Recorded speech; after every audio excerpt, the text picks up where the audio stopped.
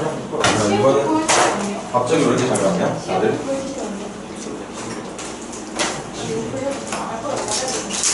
나연이 학교 끝나? 아직 안 왔다 말할 것 같아.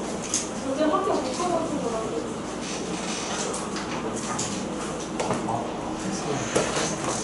전체적으로 저보다 잘 나와서 기분 좋다.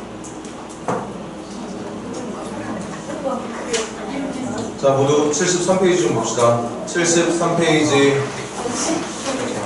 교재 73페이지.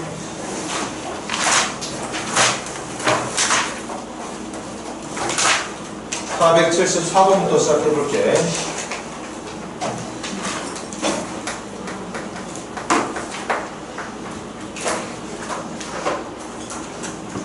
중심 몇 콤마면?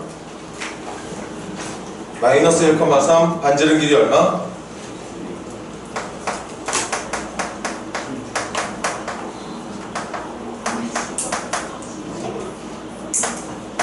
자, 지금 봐봐. 집중해. 이제 조금만 하고 쉬는 시간 가질 거니까.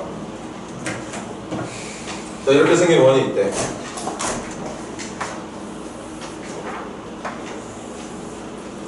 중심은 마이너스 1,3에 위치하고 있고 반지름의 길이는 루트 2 정도라면 한 요 정도 느낌으로 원이 그려진다고 볼 수 있겠어요. 이렇게 생긴 원이 있는데 문제 내용 보니까 대칭 이동 시켜달래. 근데 그 대칭 이동 돼야 되는 직선이 대칭 축의 역할을 해야 되는, 대칭 축의 역할을 하는 직선이 x축, y축, y는 x, y는 마이너스 x가 아니라 새롭게 나타난 직선이 있습니다. y는 마이너스 x, 마이너스 4라는 직선한테 좀 적어달래. 우리가 머릿속에 지금 외우고 있는, 담고 있는 그런 내용에 대한 직선이 아니라 x축에 대한 대칭 이동 아니고 y축 대칭 이동 아니고 원점도 아니고 y는 x도 아니고 그런 것들이 아니라 아예 우리가 어떤 시계 형태로 기억하지 않는 새로운 직선이 나왔어. 이 직선한테 적어달라는 거니까 칠판? 그럼 분명히 정답은 이게 찍 접혀가지고 이쯤 어딘가에 또 크기가 똑같은 원이 그려진다고 보면 될 것 같은데 그 원의 위치를 어떻게 해석하느냐, 우리 아까 저녁 먹으러 가기 전에 마지막으로 했던 내용이죠. 원래 있던 원의 중심과 내가 새롭게 대칭 이동시켜서 만들어야 되는 원의 중심이 정확하게 문제가 말했던 이 직선한테 접혀 있어야 되는 거 맞습니까? 그래서 이용하는 건 두 가지. 뭐와 뭐를 이용해서? 아까 뭐하고 뭐 이용하라고 그랬지? 수직과 이등분. 아까 수업 집중해서 안 들었어?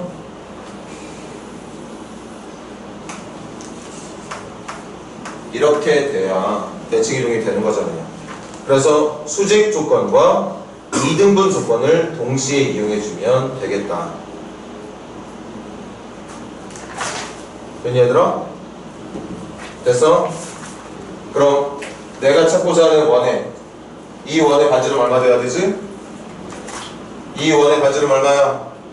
루트 2야. 크기는 바뀌면 안 될 테니까 누구만 찾으면 끝나는 거야 이거?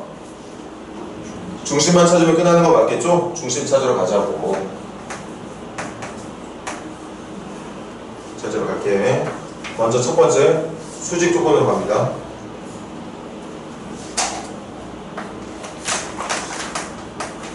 얘가 마이너스 1,3이니까 요거 선분의 기울기 좀 불러줄까? 기울기 얼마? 뭐분의 뭐? a 플러스 1분의 b 마이너스 3이 기울기입니다. 그런가요? 근데 그게 얘하고 수직이 돼야 되는 거잖아. 이 녀석의 기울기 얼마? 마이너스 1. 그럼 우리가 방금 구한 이 직선의 이 선분의 기울기는 뭐가 돼야 되죠? 1이 돼야 되겠지. 그래야 수직이 될 테니까. 그래서 식한 알았어. a 플러스 1 넘기면 b 마이너스 3과 a 플러스 1이 같아야 된다 사실. 요거 조금 이따 문제 푸는데 아주 큰 역할을 할 수 있는 방정식이 될 것 같습니다. 두 번째, 그냥 수직이 아니라 수직 이등분이잖아. 그럼 이 점과 이 점을 연결한 선분의 무슨 점이 중점 불러볼래? 중점 누구예요? 2분의 x끼리 더한 것, 2분의 y끼리 더한 것. 이게 우리가 만들어낸 선분의 중점인 거 맞니? 그 중점이 어디에 있어야 돼? 이 직선 위에 있어야 되죠. 맞아? 그 말은 지금 찾은 중점을 직선에 대입했을 때 성립해야 된다, 말아야 된다? 성립해야 된다. 이걸 여기다가 대입해주면 y에 2분의 b 플러스 3 x에 2분의 a-1 이렇게 된 게 성립이 된다는 거죠. 한번 잘 봐. 이렇게 우리가 머릿속에 외우고 있지 않은 내용의 직선, 지금 이 직선 여러분들 대칭이동의 방법 모르잖아. 나도 몰라.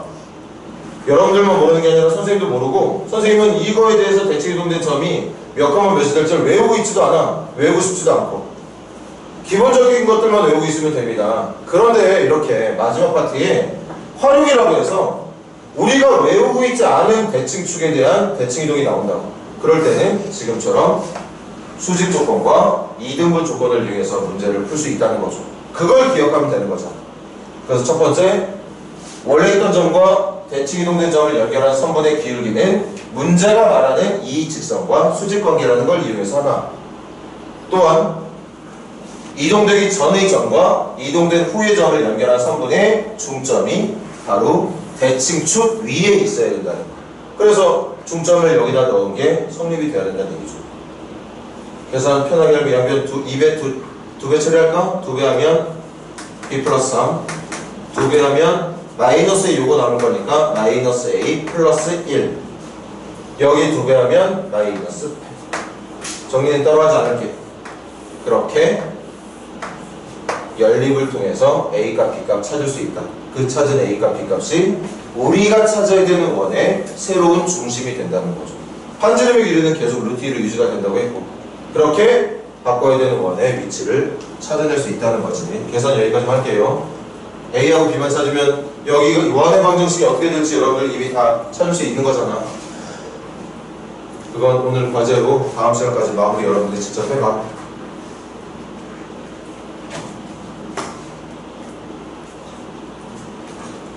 자, 이제 마지막 한 위에 우리가 지금 여기서 배운 대칭이동을 통해서 최단 거리를 찾을 수 있는 유형의 문제들이 있는데,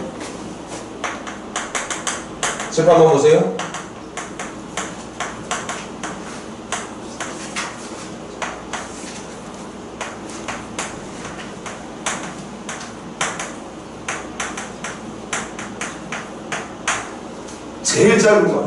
제일 짧은 거리를 구할 때 지금 우리가 했던 대칭이동을 이용해서 문제를 풀 수 있게 되거든. 하나 가장 간단한 예를 한번 들어볼게. 여기 A라는 점이 있어. 여기 B라는 점이 있습니다. 그리고 X축 어딘가에 점 P를 찍을 겁니다. 이때 질문. A부터 P까지 연결한 거리와 B부터 P까지 연결한 거리의 합의 최소값을 묻는 문제가 나왔다면, 이제 사람마다 다를 거잖아. 어떻게 P를 찍고 가야 이렇게 가는 게 최소인지, 이렇게 갔다 가는 게 최소인 건지, 이렇게 도착하는 게 최소인 건지, 그게 이제 궁금한 상황인데, 그런 것들을 최단 거리로 안내하는 방법이 바로 대칭이동이다. 우리 평면적 할 때도 했던 것 같은데, 최단 거리는 무조건 직선 거리라고 얘기했습니다. 돌아서 가는 거리가 아니라 다이렉트로 가는 거리가 제일 짧은 거리라고 볼 수 있는데, 그걸 어떻게 풀게 되느냐.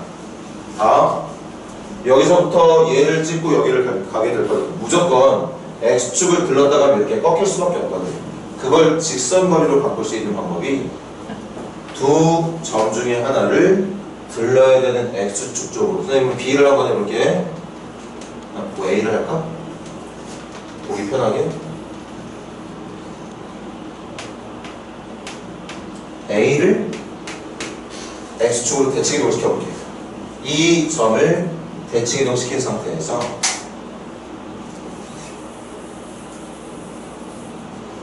여기에서 여기까지를 곧게 연결을 시켜주면 이게 최단거리가 된다는 거죠.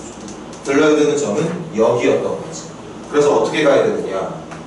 이렇게 찍고 여기 찍고 여기를 가는 것이 제일 짧은 거리가 된다. 이유는 1번 더하기 2번이 제일 짧은 거리가 되는 이유는 여기에 있는 1번이 이쪽에 있는 거리랑 바꿔도 돼. X축 대칭이동한 거니까. 맞습니까?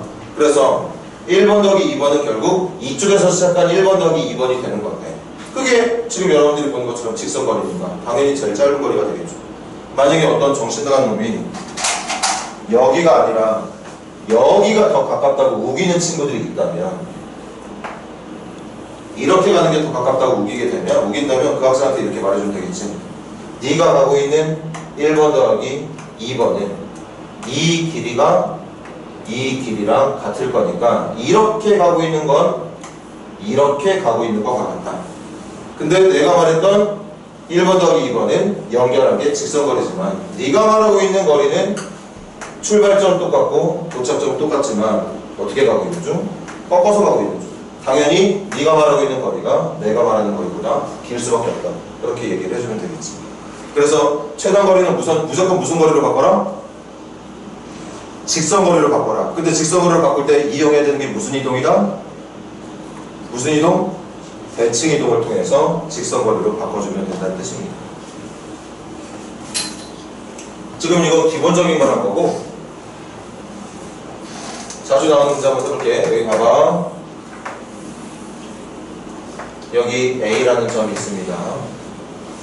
그리고 여기에 B라는 점이 있어. 조건 A에서 Y축 찍고 Y축 어딘가에 점 P 있다고 할까? 그 상태에서 X축 찍어 점 Q라고 할까요?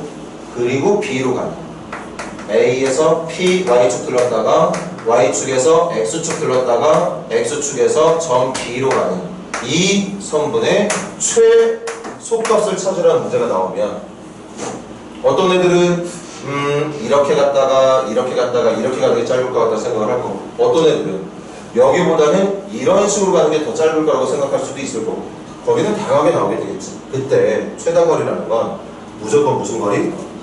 직선거리. 그래서 얘들아 이거 좀 봐봐. 여기에서 Y축을 찍고 X축을 가려면 당연히 꺾어갈 수밖에 없어. 그 꺾어가는 거리를 최단거리로 봐주려면 직선거리로 바꿔줄 수 있으면 되는데 꺾어가는 거리를 직선거리가 되게 해주는 방법은 A가 이쪽에 있는 게 아니라 어디 쪽에 있으면 되는 거? Y축에 반대쪽에 있으면 되는 거겠죠. 그래서 여기 있는 이 A라는 점을 그냥 두지 말고 이쪽으로 평행 이동해서 바꿔놔. 어디에 대한 대칭 이동으로? Y축에 대한 대칭 이동. Y축 대칭 이동하는 거 어렵지 않잖아. X의 부분만 바꾸면 되는 거 이미 알고 있을 텐데. 맞습니까? 그렇게 해서 쭉 X축으로 연결하면 자연스럽게 Y축 통과하는 모양이 만들어질 거고. 문제가 또 있지. X축을 찍은 다음에 B를 갈 때도 당연히 꺾어갈 수밖에 없어. 근데 그걸 나는 직선거리로 만들고 싶은 거니까 이걸 이렇게 해서 올라가는 게 아니라 얘를 X축 대칭 이동을 통해서 위치를 살짝 바꿔주면 지금 선생님이 한번 그려볼게. 이게 바로 최단거리라는 거지. 이거보다 더 짧은 거리가 없다는 거지. 보여준다. 여기가 T가 되고 여기가 Q가 됐을 때 그럼 이 학생은 어떻게 가는 거야? AP의 길이 1번이 이게 되는 거고 PQ의 길이 2번이 이게 되는 거야. 그 다음 QB의 길이가 3번이 되는 건데 지금처럼 1번 더하기 2번 더하기 3번을 하게 되면 제일 짧다고 증명할 수 있다는 거. 왜? 여기가 1번이 맞다면 여기가 1번일 테니까 요 길이가 3번이라면 이 길이가 3번일 테니까 결국 내가 더하는 건 1번 더하기 2번 더하기 3번인데 그 1번과 3번, 2번과 3번이 연결된 거리가 무슨 거리일 때? 무슨 거리일 때 최단거리가 된다고? 직선거리일 때 최단거리가 된다. 자 여기서 또 정신나간 학생이 한번 또 다른 오답을 한번 예를 들어볼까? 너가 지금 여기하고 여기를 들어가는 게 최단거리로 얘기하고 있는데 나는 그렇게 생각하지 않는다. 그래서 어떤 친구가 이렇게 가는 게 네가 가는 거리보다 더 짧다고 우기는 친구들이 있다면 어떻게 말해주면 되느냐? 네가 말하는 1번, 2번, 3번은 실제로 어떻게 가고 있는 거냐? 이게 1번이니까 이게 1번, 이거 2번 그대로 3번이 어떻게 되어 있느냐? 이게 3번으로 되어 있는 거죠. 이 길이하고 이 길이 같을 거고 이 길이하고 이 길이 같을 거니까. 맞니?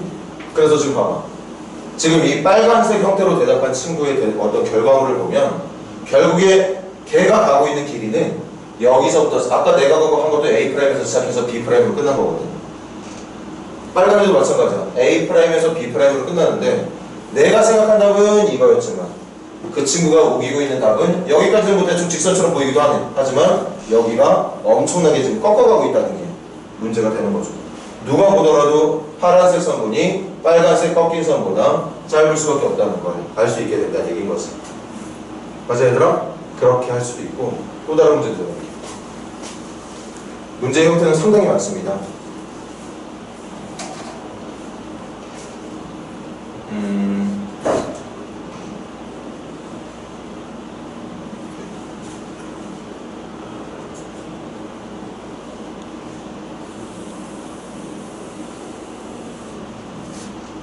잠깐만 봐봐.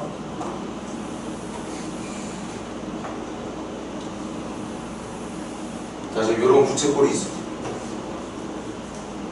잠깐만. 이 부채꼴이 있어. 부채꼴에서 부채꼴 호 위에 한 점이 있습니다. 한 점이 있어요. 설명 잘 들어? 그 점에서 위쪽에 있는 부채꼴의 반지름 쭉 찍고 아래쪽에 있는 반지름 찍고 다시 점으로 돌아서 삼각형을 만들고 싶대. 됐니? 이때 이 삼각형 둘레에 최소 둘레가 될 수 있는 삼각형을 그리라고 한다면 봐봐. 여기서부터 여기까지 갔다가 가는 최단거리 찾으면 되는 거지. 근데 최단거리 무조건 무슨 거리라고? 직선거리라. 그럼 얘들아 여기서 갈 때는 꺾어갈 수밖에 없어. 그 꺾은 걸 직선으로 바꿔줄 수 있는 방법이 대칭이동이라고. 얘를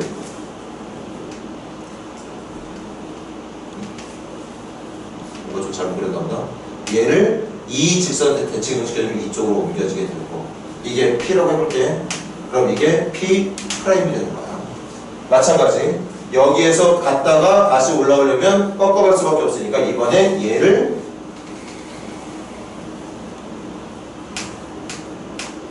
대칭이동 P2 프라임이라고 할게요. 그렇게 해서 이 점과 이 점을 다이렉트로 연결하게 되면 이게 우리가 만들 수 있는 것 중에 가장 짧은 점. 결국 삼각형을 어떻게 만들면 된다는 뜻이냐. 이렇게 만들면 된다. 이게 우리가 만들 수 있는 가장 둘레가 짧은 삼각형이 된다는 뜻이에요. 할까? 이 길이 1번, 이 길이 2번, 이 길이 3번 1번 더하기 2번 더하기 3번의 최소값을 찾고 있는 중. 근데 여기가 1번이라면 지금 이 선으로 대칭을 한 거니까 여기가 1번이면 여기도 1번이 맞아. 이게 3번이라면 이 길이도 3번이 맞고. 그래서 여기부터 여기까지가 삼각형의 둘레가 되는 건데 원래 삼각형의 둘레는 이게 맞지만 이게 결국엔 여기서부터 여기까지 합이랑 같은 거야. 근데 그 합이 제일 짧을 때가 직선일 때라는 거지. 맞아? 여기서도 엉뚱한 녀석이 오답 한번 예를 들어보자. 나는 그렇게 생각하지 않는다고. 어떤 놈이 이런 삼각형이 훨씬 더 짧은 삼각형이라고 우긴다면 네가 만든 삼각형보다 내가 만든 삼각형의 둘레가 더 짧다고 우긴다면 갈게. 이게 1번이다? 그럼 이게 1번이죠. 이게 3번이 맞다면 이건 대칭이동된 점이니까 이게 3번이 맞거든. 근데 봐. 얘가 우기고 있는 답은 나는 지금 여기서부터 여기까지 다이렉트로 연결하는 거리가 둘레는 인 반면 이 친구의 대답은 여기서부터 여기까지 가는 동안 신나게 돌아가고 있는 걸 볼 수 있는 거죠. 그럼 절대 짧다고 볼 수 없게 된다는 얘기. 맞습니까? 이렇게 최단거리 관련된 문제는 종류가 많아. 종류가 많은데 그걸 항상 직선거리로 바꾸려는 노력을 한다. 그 직선거리로 바꾸려는 노력에 필요한 건 딱 하나. 대칭이동만 잘 시켜주면 된다는 얘기인 거죠. 맞습니까? 도농고였는지 강원고였는지 어디였는지 모르겠는데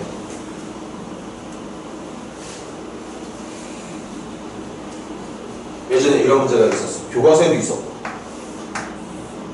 여기가 미술관이야. 여기가 입구고 여기가 출구입니다. 그리고 여기에 작품들이 이쪽 벽면에 전시가 되어 있어. 여기도 전시가 되어 있습니다. 그래서 이 어떤 사람이 입구로 들어와서 위쪽에 있는 작품들 한번 감상하고 아래쪽에 있는 작품들 감상하고 나서 출구로 빠져나갈 수 있는 최단 동선을 찾으라는 문제가 나오면 어쨌든 여기 한번 들르고 여기 한번 들르고 이렇게 가야 되는 거 맞나? 그때 제일 짧은 거리를 찾고 싶다면 이게 이렇게 꺾일 수밖에 없으니까 이거를 이쪽 벽에 대해서 대칭 이동을 시켜서 이거를 이쪽 벽에 대해서 대칭 이동을 시켜서 이렇게 연결해주면 얘가 이쪽을 들러서 전심을 한번 감상하고 다시 쭉 내려와서 여기서 전심을 감상하고 이렇게 나가는 게 가장 짧은 거리라고 볼 수 있다는 거죠. 얘는 이렇게 대칭 이동에 관련된 문제가 나온다. 한 번 더 어렵게 나온 문제도 예를 들어볼게.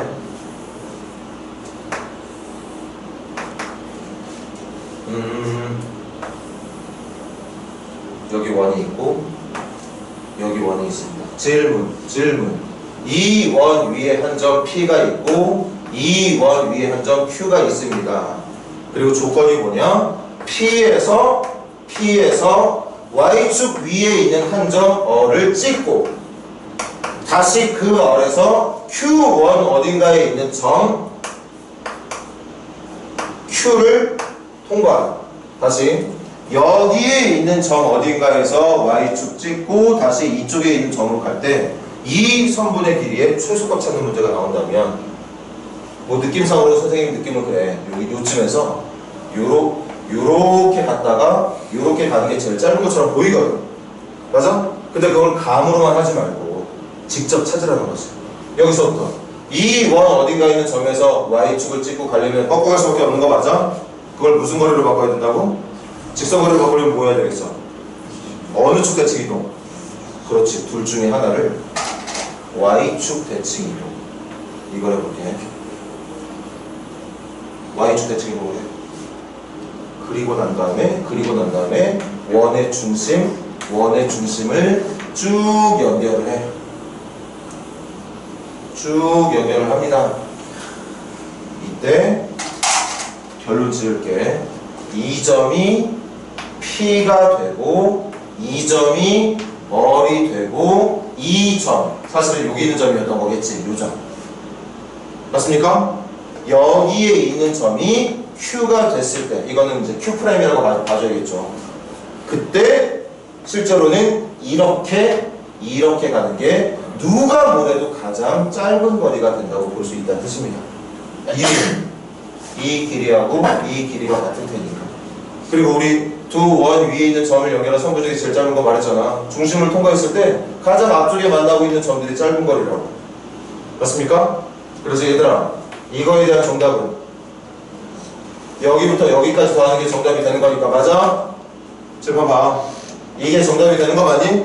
그럼 요 길이를 구하는 방법은 첫 번째 원의 중심과 두 번째 원의 중심, 점과 점 사이 거리를 먼저 구하고 나서 아래쪽에 있는 원의 반지를 한번 빼주고 위쪽 원의 반지를 한번 빼주면 제일 짧은 거리가 나타나게 된다는 얘기죠. 맞아? 이거 말고도 문제 내기에 따라서 선생님이 미처 예측하지 못한 다양한 문제들의 최단거리 질문들이 있을 거야. 근데 그런 것들이 하나하나 전부 다 대칭 이동을 통해서 여러분들이 최단거리의 모양이 될 수 있도록 만들어줄 수 있는 연습을 할 수만 있으면 된다는 얘기인 거겠지. 자, 그럼 한 문제만 하고 나머지 과제로 낼게요. 476번 시작해보세요. 476번.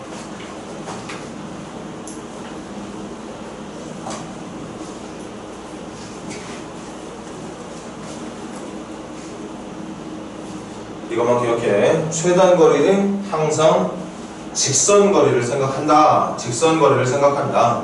꺾어서 가는 거리 말고 그냥 다이렉트로 곧게 뻗은 성분이 될 수 있는 거리를 찾는다. 근데 그냥 그게 문제가 말하는 상황에서는 절대 직선거리가 될 수 없다면 직선거리로 바꾸려는 노력만 해주면 된다. 그 바꾸려는 노력이 결국은 뭐? 대칭이동. 대칭이동만 잘 해주면 실제 문제가 원하는 거리를 바꾸지 않은 상태에서 직선거리 표현이 가능해지기 때문에 그걸 통해서 우리가 최단거리를 찾기만 하면 된다는 얘기였던 거겠지.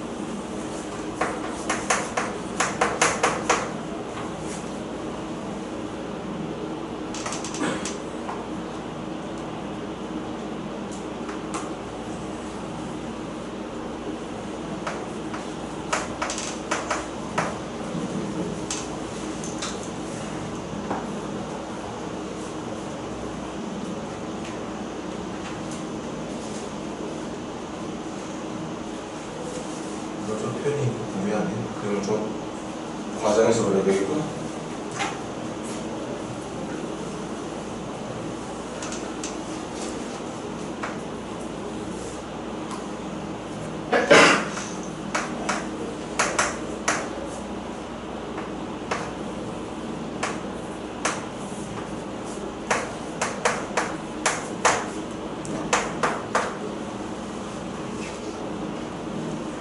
자, 지금 A에서 B 연결하는 거 맞니? 근데 A에서 B 연결하는데 뭐가 필요해? 어디를 들러야 돼? P를 들러야 돼. 근데 P가 어디에 있답니까? Y는 X라는 직선 어딘가에 있대. 요거까지 하고 싶시다.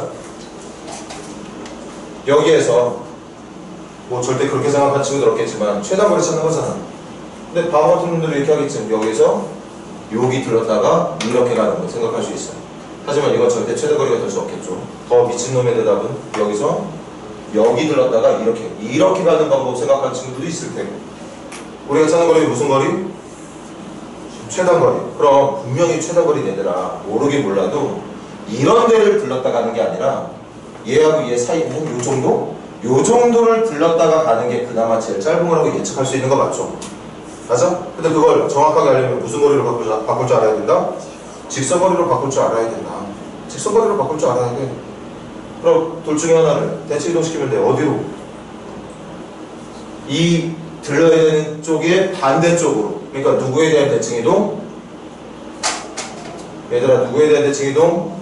Y는 X에 대한 대칭 이동. 둘 중에 하나를 누구 할까? 이거 할까? 여기 대답해 줄래? 이거 몇 컴마 몇이지? 그렇지. 여기가 Y는 X 대칭 이동이니까 2,3 말하는 거 아닙니까? 2,3? 그럼 이제 정답 구할 수 있는 거야. 뭐가 최단거리냐? 여기에서 이렇게 연결한 이게 제일 짧은 거리가 된다는 거지. 이게 왜 제일 짧은 거리인지 말해줄게. 여기가 P가 된다는 걸 말하고 있는 거거든. 그럼 1번 더하기 2번을 하고 있는 중인데 사실 지금 우리가 보고 있는 1번이 표현이 좀 잘 안 되겠지만 요게 1번이었던 거야. 요게 1번이라고. 이것만 1번인 게 아니라 얘도 1번이야. 그래서 B에서 P 들렀다가 A로 가는 1 더하기 2가 직선거리가 되어 있기 때문에 가장 짧은 거리라고 부를 수 있다는 뜻인 거죠. 맞아? 잘못된 녀석이 오답 한번 다시 설명해 볼게. 바보 같은 놈이 여기가 아니라 여기라고 생각했다고 해보자. 여기 들러가는 게 더 짧은 거라고 얘기를 해보자. 그럼 걔는 어떻게 생각하고 있는 거야? 이렇게 가는 게 짧다고 얘기하고 있는 중인데 네가 하고 있는 이거보다 이렇게 하고 있는 게 더 짧다고 우기고 있는 중일 텐데 그게 왜 최단거리가 될 수 없느냐? 이거 더하기 이거는 이거 더하기 이거랑 같기 때문인 거지. 나는 이렇게 가고 있는데 너는 이렇게 가고 있는 중이니까 최단거리가 될 수 없다고 말해주면 된다는 얘기지. 맞아요? 질문이 최소값 찾는 거였으니까 최소값 1번 더하기 2번의 최소값은 1번과 2번을 연결한 선이 선분, 직선이 될 수 있도록. 그래서 최단거리는 몇 컴마 몇을 연결한 거리? 2,3과 3,2가 아니라 2,3과 몇 컴마 몇을? 5,-1을 연결한 거리가 최단거리가 된다. 아직까지 이해 못한 사람 집중 안 해서 그래. 다시 왜 여기서부터 여기까지 연결한 거리가 최단거리가 되느냐? 이 거리가 B의 문제가 말했던 것처럼 B에서 Y는 X 위를 들렀다가 A로 가는 거리가 되기 때문이야. 지금 문제가 원하는 건 요거 더하기 요거지만 요렇게 생긴 거리 더하기 이 거리를 원하고 있지만 그 거리가 사실은 여기서부터 여기까지 직선으로 연결한 거리랑 같다는 뜻이었다고. 그래서 X의 변화량 얼마야? 3. Y의 변화량 얼마니? 4. 그래서 최단거리는 얼마가 정답이다? 5가 정답이 된다. 는 얘기를 한번 해줘.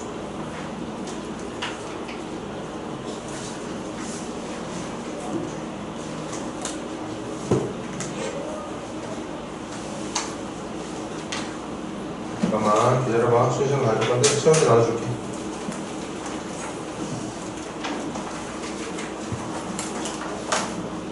또 알파벳 물어보면 안 되는 거지?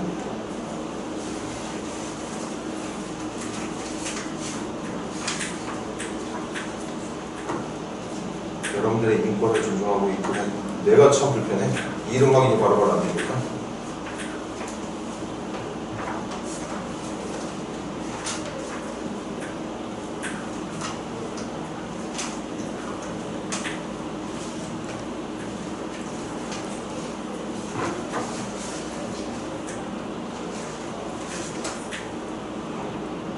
호화면 이름도 적었네?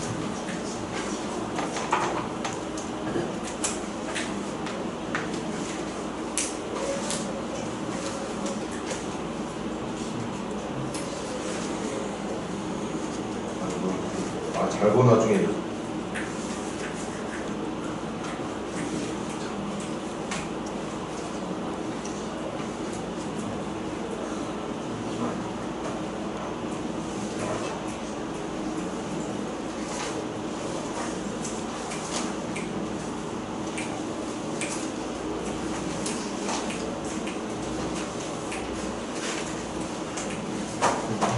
일단 자기 시험지 가져가고 일단 쉬는 시간 끝나면 내가 한 번씩 확인을 하자.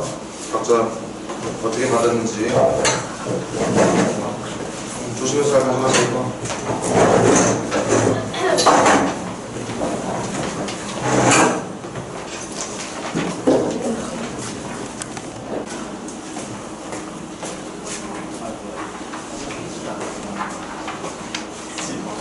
오늘 나가는 과제는 요 프린트겠지. 그러면 요 아까는 요걸 할 거로 했으니까. 그리고 뒤에 답도 있어. 과제하면서 채점까지 잘해서 목요일날 가져올 수 있도록 하고. 시작합시다.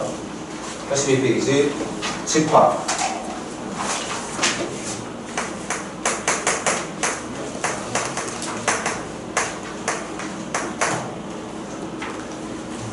자, 집합이라는 건 거기 나와 있는 설명처럼 어떤 조건이 있습니다. 조건. 기준이 있어. 수학에서 인정할 수 있는 명확한 기준에 의해서 그 기준을 충족하는 애들끼리만 모여있는 것을 집합이라 불러. 그것보다 어렵지 않아. 뭐에 의해서 모여있는? 정말 확실한 기준. 수학에서 인정할 수 있는 확실한 기준. 얼렁뚱땅 예쁜 사람들의 모임, 키가 큰 사람들의 모임, 아름다운 산들의 모임, 그런 거 말고 예를 들어볼까? 이 교실에 있는 남자들의 모임, 또는 이 교실에 있는 안경을 쓴 사람들의 모임. 이렇게 누가 대답하더라도 정확하게 똑같은 일치된 결과를 얻을 수 있는 명확한 기준에 의해서 모여있는 덩어리를 집합이라 부르게 되고,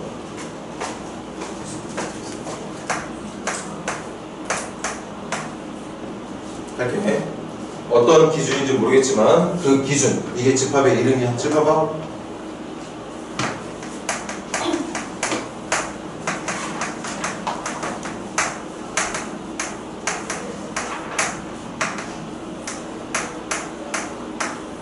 자, 무슨 기준인지 모르겠지만 정말 정확한 기준. 누가 뭐라도 이렇게 딱 정확하게 네 사람만 대답할 수 있었던 기준이 있었다면 그 기준에 의해서 모여있는 덩어리를 뭐라 부른다? 집합이라 부른다. 됐니? 이게 집합이야. 이게 집합입니다. 이때 그 기준에 들어맞는 애들, 그러니까 집합을 구성하고 있는 낱낱이 애들의 답들이 있지? 이런 답들을 외웁니다. 얘네들을 각각 원소라고 부르게 돼요. 집합을 구성하고 있는 각각의 멤버들, 숫자면 숫자, 문자면 문자, 사람 이름면 사람 이름, 집합을 구성하는 각각의 모임의 구성원들을 우리는 원소라고 부르게 되고, 이때 다 외우는 거야. 표현하는 방법이 어떤 집합에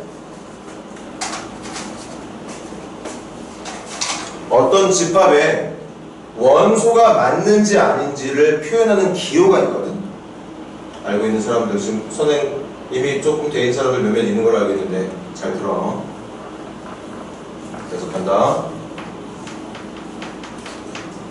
쌤이라고 하는 답은 집합 A에 요게 기호예요. 이걸 읽을 때 쌤은 집합 A에 원소가 맞다. 또는 쌤은 집합 A에 속한다. 이 두 개의 서술어 동시에 쓸 줄 알아야 됩니다. 둘 다 표현 자주 나오는 표현이니까 같이 기억할 수 있도록 해. 지금 보다시피 집합의 원소는 4개가 있어. 그 4개 중에 여러분들 보다시피 집합의 원소가 맞죠? 그 원소가 해당 집합의 원소가 맞을 때는 얘와 같은 기호를 씁니다. 부동호랑 달라. 그리고 집합 쪽이 열려 있는 거야. 이렇게 쓰는 거 아닙니다. 같이 외우세요. 이때 이걸 읽는 방법은 두 가지. 쌤은 집합 A의 원소이다. 또는 쌤은 집합 A에 속한다. 같은 뜻. 또 뭐 해볼까? 정욱이는 딱 봐도 답이 없죠. 원소가 아니거든? 그럴 때는 집합 A의 원소가 아니다. 이렇게 표현해주면 돼.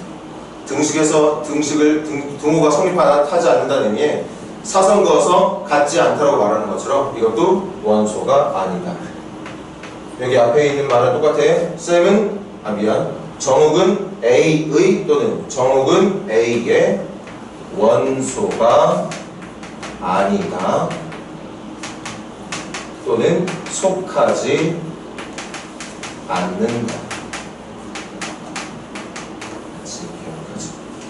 이 말 지금 빨리 기억해야 돼. 이게 나중에 이제 집합으로 넘어가게 되면 그때는 포함한다라는 말을 배우게 될 거거든. 포함한다? 근데 얼핏 느끼기에는 이게 포함한다. 이거 포함하지 않는다. 느낌은 어감은 비슷하단 말이야. 그때 그 포함한다는 말을 여기서는 절대 쓸 수가 없어. 여기 상황에서 쓸 수 있는 말은 딱 2개. 속한다, 원소이다. 속하지 않는다, 원소가 아니다. 이 말만 쓸 수 있어. 그래서 이때 대상이 되는 건 원소인지 아닌지 해당 집합과 원소 간의 비교를 할 때는 항상 얘네들을 쓰게 되고 그때 그걸 우리나라 말로 읽어내릴 때는 얘네들처럼 읽게 되면 된다는 얘기죠. 됐니?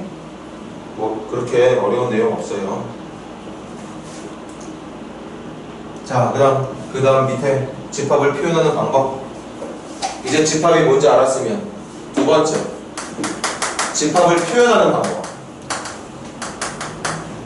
말만 거창해. 별로 어렵지 않아. 첫 번째, 원소 나열법.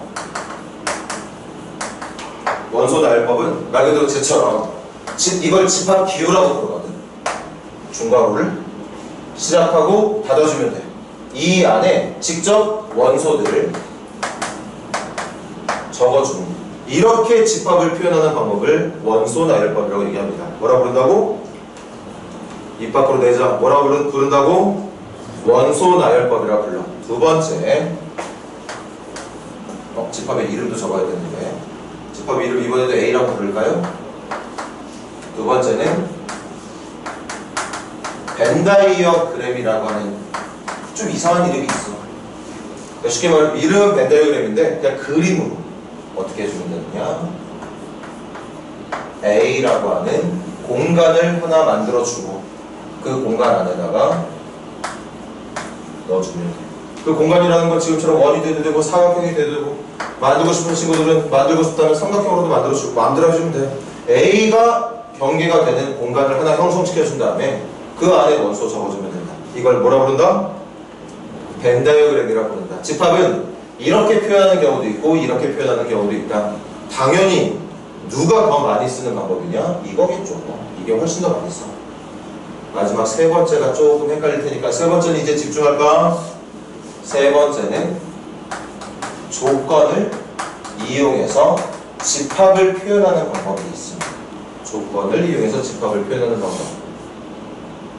할게. A는 조건제시법의 표현 방법 잘 보세요. 원소나열법이랑 시작은 비슷해. 그런데 조건제시법 안에 들어가 있는 집합은 항상 이 집합 기호 안에 막대가 하나 들어가 있습니다. 바가 하나 들어가 있습니다. 그리고 그 바에 왼쪽에 뭔가가 있고 오른쪽에 뭔가가 있거든.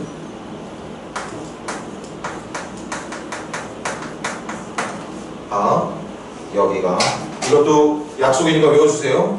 조건제시법으로 표현된 집합은 다를 기준으로 왼쪽이 A의 원소가 될 녀석. 그럼 집합 A의 원소는 누구라는 뜻이야?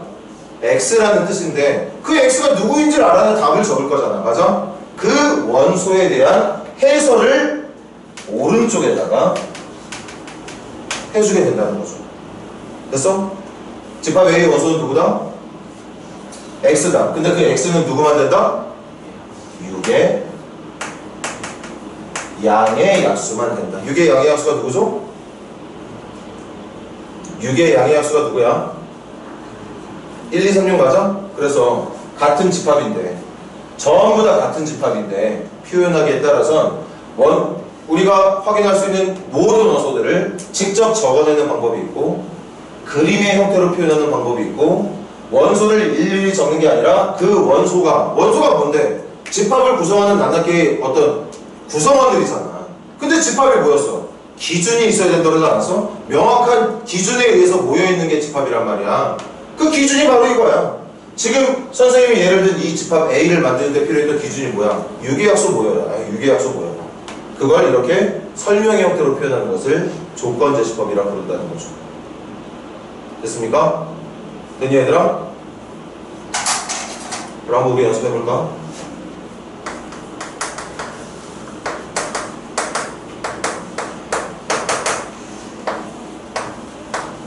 자, 이거 분명히 어떤 기준에 의해서 모여있는 집합일 겁니다. 자, 원소는 총 몇 개 있는 거지 지금? 99개. 1부터 99까지 맞아? 무슨 기준인지 모르겠는데 하여튼 이런 집합이 있대. 그럼 얘들아 이걸 조건제시법으로 부른다면 어떻게 말하면 되지? X 바 X는 설명해봐. 답이 한 가지만 있는 거 아니니까. 100보다 작은 자연수. 좋아. 또 한 가지만 더. 99 이하의 자연수. 맞습니까? 아니? 또는 0보다 크고 100보다 작은 정수. 어쨌든 이런 원소들을 정답으로 정확하게 말할 수 있는 기준만 제시해주면 되는 거 맞니?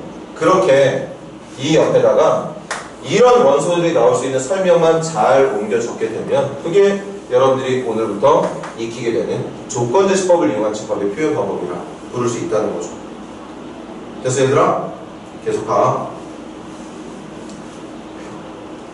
자, 그 다음 그 밑에 지금은 집합을 표현하는 방법으로 구분을 했다면 이제 그 밑에는 집합의 누구의 개수? 원소의 개수. 원소의 개수로 구분해볼까? 원소의 개수가 정해져 있는 집합을 유한집합, 원소의 개수가 끝도 없는 집합을 무한집합이라 불러요. 이거 더 이상 설명 안 해도 될 것 같은데 유한집합이 뭐라고? 원소의 개수가 100개도 좋고 1000개도 좋고 10,000개도 좋다 이거야. 어쨌든 뭐만 있으면 돼. 개수가 정해져 있기만 하면 됩니다.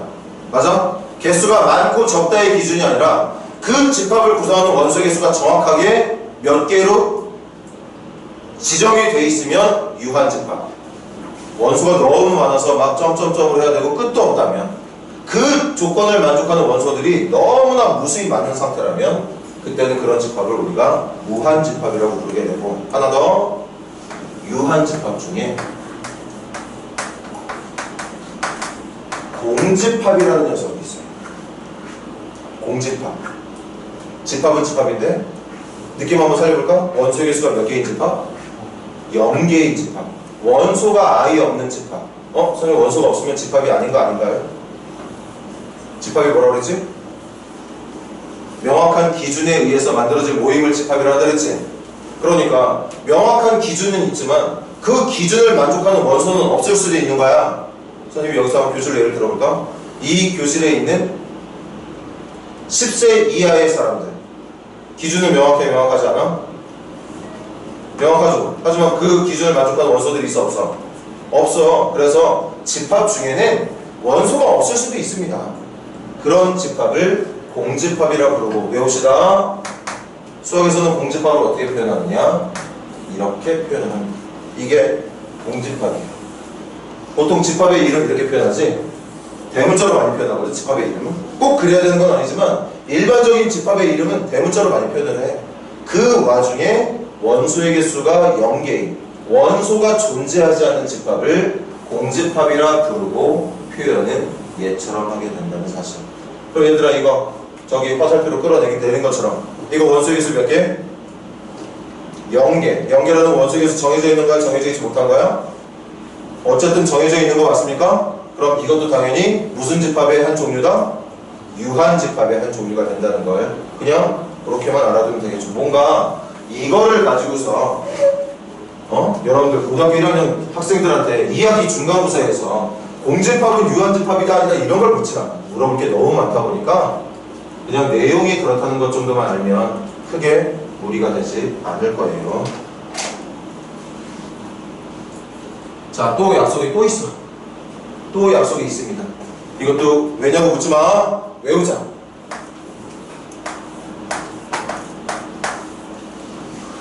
집합 앞에다가 괄호 열고 닫아준 다음에 앞에 소문자 n을 붙이는 경우가 있거든.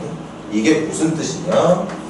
집합 A의 원소가 몇 개인지를 묻는 표현입니다. 됐니? 이게 뭘 묻는 질문이라고? 어떤 집합의 원소의 개수를 대답하라는 질문이에요. 됐어? 됐어 안 됐어 얘들아? 그럼 해볼까?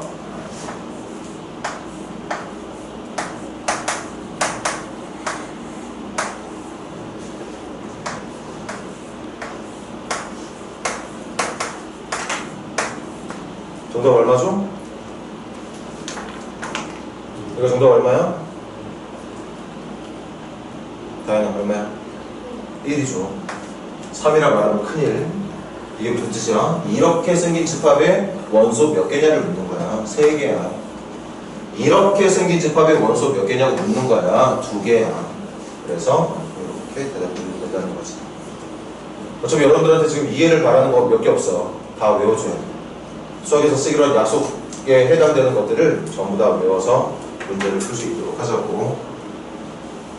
자, 그럼 한번 여기까지만 해서 문제 한번 풀어보도록 할까? 넘겨보세요. 83페이지.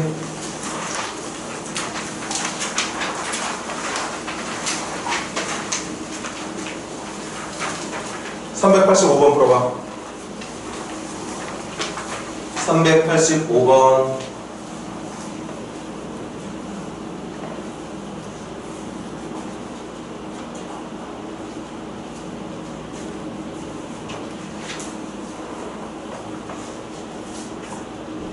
자, 그만.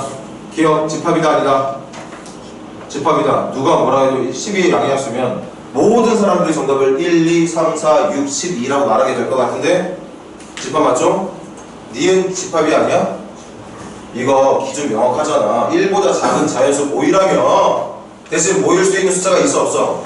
그래서 이건 공집합이죠. 공집합도 집합이야. 니은 정답. 디귿, 정집합일까 아닐까? 정말 명확하네. 155cm 이상의 사람 모이라면 그럼 155부터 모이면 되는 거 아닙니까? 집합 맞아? 리얼어대?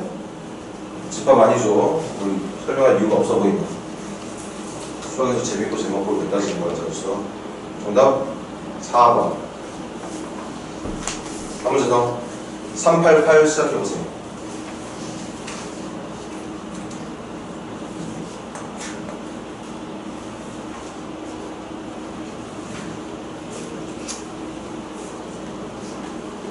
집합의 이름 몇 개 나와있지? 라지, Z, Q, 얼.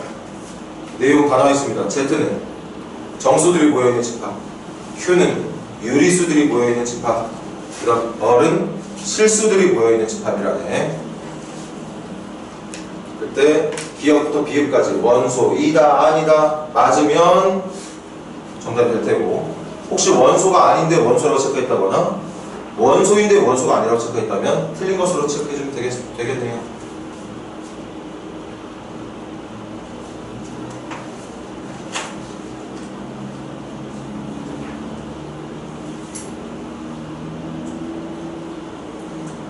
자, 이번엔 한 명씩 해볼까? 시작해보자.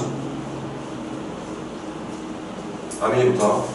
기억 선생님 읽어줄게. 기억 뭐라 적혀있냐면 루트 2는 유리수 전체 집합의 원소이다. OX. 루트 2가 유리수인가요? 유리수가 모여있는 집합에 루트 2가 있는 거 맞아? 유리수 모여라 했는데 루트 2 거기 갈 수 있어 없어? 그럼 원소인 거야 원소 아닌 거야? 근데 기억은 원소라고 얘기하고 있으니까 맞는 거 틀린 거? 틀린 거.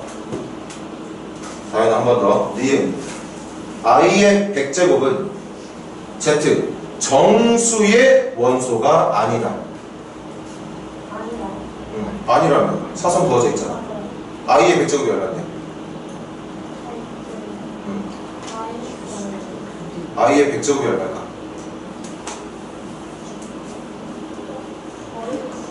글쎄니까 무슨? i의 1이잖아. i의 100제곱 1 맞아? 우리 그냥 단순히 양기과목 공부하고 있는 거 아니지. i의 거듭집은 몇 개 단위로 반복되더라? 4개 단위로 반복되잖아. 그래서 i제곱, i세제곱, i4제곱이 각각 i-1, -i, 1 이렇게 4개 단위로 반복돼. 이때 지금 우리가 보고 있는 i의 100제곱은 결과가 1인 거 맞습니까? 그럼 이걸 다시 해석하면 1은 정수의 집합의 원소가 아니라고 말하고 있는 건데 맞아 틀려? 틀렸죠. 원소 맞잖아. 1이 누가 보더라도 정수일 텐데. 니은도 틀렸어. 한비 가자. 루트 9는 정수 집합의 원소이다. 5조. 루트 9는 얼핏 보면 무리수처럼 보이지만 실제 루트 9는 크기가 얼마지? 3. 정수 맞잖아. 그래서 디귿 동그라미 해주세요. 자, 나 뭐야 가자. 1 루트 2분의 1은 무슨 수야? 유리수야, 무리수야? 1 루트 2분의 1. 에? 뭐라고? 1 루트 2분의 1이 유리수라고? 무리수라고? 무리수라고? 아니 확실하게 뭐야? 유리수가 아닌데. 하자. 이거 유리하면 얼마? 분모 문제 1 플러스 루트 2 곱하면 얼마인데? 분모 얼마야? 마이너스 1분의 분자는 1 플러스 루트 2니까 최종 결과는 마이너스 1 마이너스 루트 2 되는 거 맞습니까? 이거 무슨 수예요? 무리수죠. 이거 얘 때문에 무리수잖아. 이것 때문에 무리수.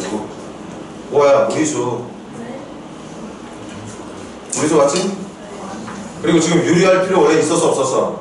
딱 여기 이것만 봐도 무리수잖아요. 무리수. 아무리 봐도 제곱근 루트를 없앨 수 있는 방법이 없는데? 루트를 지울 수 있는 방법이 없어. 루트를 동반할 수밖에 없는 수라면 그건 무리수 아닌가? 그래서 가자. 무리수는 Q 유리수 집합의 원소가 아니다. 뭐야 대답해볼까? 리을은 맞는 말 틀린 말? 맞는 말이지. 무리수는 유리수에 속하지 않지. 자 그 다음 승아야. 파이는 무슨 수지? 무리수. 그럼 무리수는 Q의 원소가 아니다. 맞겠지. 유리수의 원소 아니겠죠. 미음도 정답. 그 다음 민찬아. 비읍 1 플러스 i분의 2를 우리는 무슨 수라고 부르지? 허수라고 부르지. 그럼 허수는 실수 전체 집합의 원소이다. 아니죠. 허수는 누구의 원소야? 실수보다 더 큰 범위. 무슨 수? 얘들아 실수와 허수를 한 번에 아우르는 수가 무슨 수였어? 복소수의 집합이었다면 정답이 됐겠지만 복소수의 집합의 원소라고 말했으면 정답이 됐겠지만 허수는 실수의 원소가 될 수는 없는 거겠죠. 그렇게 천천히 꼼꼼하게 찾아주면 된다는 얘기. 391번 풀어보세요.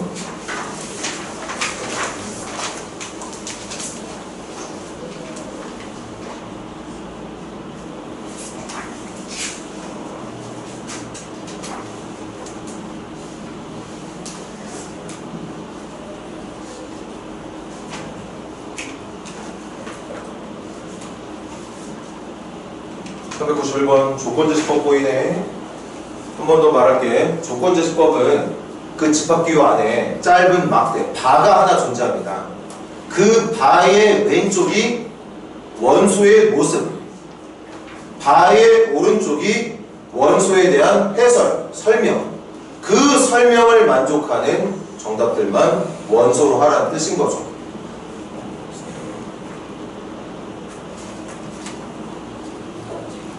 자, 그럼 같이 갈까? 391번 같이 보자. 원소가 5, 10, 15, 20, 25래. 맞아? 그럼 일단 여러분들 각각이 개인적으로 어떤 기준에 의해서 모인 원소인지는 느낌 오는 거 맞니? 그 기준만 여러분들이 생각하는 답을 말해주면 되는 거거든. 그럼 두 번째 줄 조건집합으로 가볼게. 집합의 원소 누굽니까? 집합의 원소 누구래? X래. 근데 그 X가 어떤 수래? K보다 작은 5의 양의 배수래. K보다 작은 5의 양의 배수만 원소가 되는 집합이래. 그런데 우리 아마 이미 정답 봤잖아. 원소가 이게 돼야 되거든. 그럼 5의 양의 배수에서 25를 끊으려면 K에 적혀야 되는 숫자는 누구부터 가능하지? 20 얼마부터 가능해? 자연수가 맞다면? 어? 누구보다 작은 5의 배수를 해야 여기까지 정답이 되냐고. 26, 또 27, 28, 29, 30돼 안 돼? 30 되니 안 되니? 30도 되죠. 30보다 작은 배수에는 30이 안 들어갈 테니까 31은 돼 안 돼? 31부터는 안 될 것 같은데 이 31부터는 누구도 정답으로 들어가? 30도 정답으로 들어가서 문제가 원하는 집합을 만들 수 없게 될 것 같습니다. 그래서 여기까지만 될 것 같은데 자연수 K의 개수는 몇 개? 자연수 K의 개수 그래서 몇 개? 5개를 정답으로 해주면 되겠네요.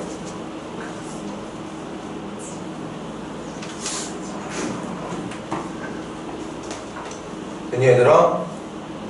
어? 네. 자 그럼 한 문제 더. 394번 조금만 더 고민해 볼까? 394번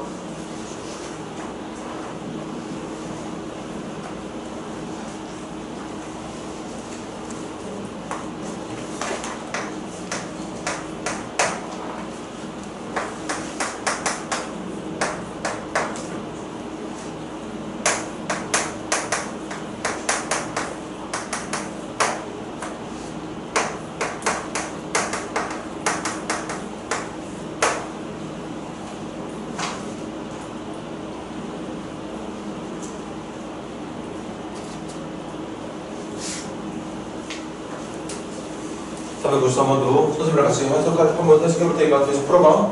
집합 A의 원소는 X야. X라고. 근데 그 X가 누가 돼야 되냐면 어떤 2차 방정식의 답이 돼야 된대. 거기에 조건 하나 더 붙어 있어. 그 답 중에서 실수만 돼야 된대. 어떤 2차 방정식의 종합하면 이거지. 주어진 2차 방정식의 실근을 원소로 하는 집합이 지금 이 394번 문제 집합의 원소가 된다는 뜻인 거죠. 2차 방정식의 근중 실수분, 그러니까 실근만 원소가 되는 집합이라는 뜻이야. 근데 문제가 원하는 결과는 이게 무슨 집합이 되게 해달라고? 아니 이게 공집합이 되게 해달라잖아. 원소가 있게 해달래 없게 해달래? 원소가 없게 해달래. 얘들아 여기 답 무조건 몇 개 나와? 2개 나오는 거 맞아? 2차 방정식에 답 2개 나오는 거 맞습니까? 그래서 원소가 2개일 것으로 기대되는데 이게 공집합이 되게 해달라잖아. 2개가 나와도 공집합이 될 수 있는 방법이 있어. 무슨 수만 원소라고 했으니까. 그럼 이 방정식이 무슨 근을 가지면 되는 거지? 허근을 갖게 되면 근은 2개지만 실수가 아니니까 원소가 될 수 없는 거야. 그래서 공집합이 될 수 있는 거지. 그럼 결론은 이 녀석이 서로 다른 두 확원이 되는 조건. 2차 방정식의 확원 조건이 뭐였는데? D가 0보다 어때야 된다? 작아야 된다. 작수니까 4분의 D로 갈까? B-제곱 얼마?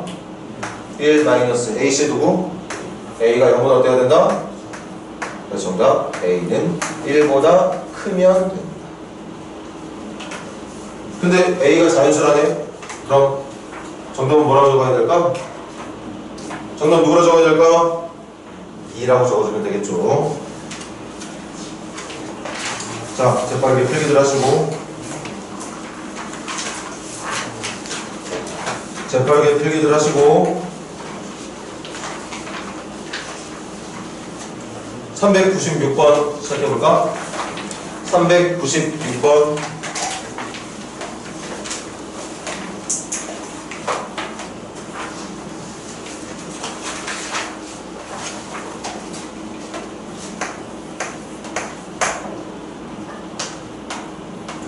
자, 집합 앞에 n으로 묶여있는, 그러니까 집합을 n이라는 녀석으로 묶어낸 게 무슨 뜻이냐? 이유 묻지 말고 외운다고 얘기했습니다. 그게 무슨 뜻이에요? 해당 집합의 원소가 몇 개 있는지를 말하라는 표현 방법이야. 약속입니다. 그거에 맞게 계산을 한번 진행해 보세요.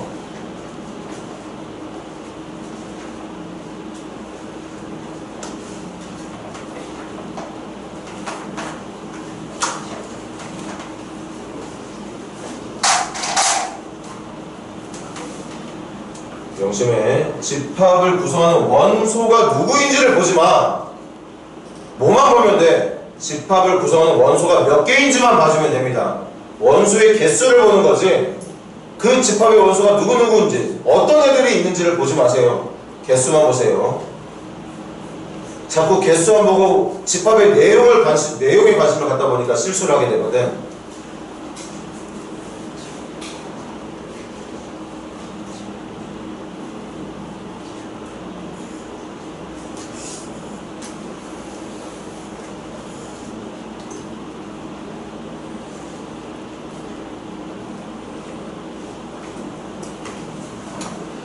처음에는 실수를 많이 할 수 있어. 실수 많이 할 가능성이 있습니다. 근데 지금 계속 보면서 익혀나가면 되는 거야.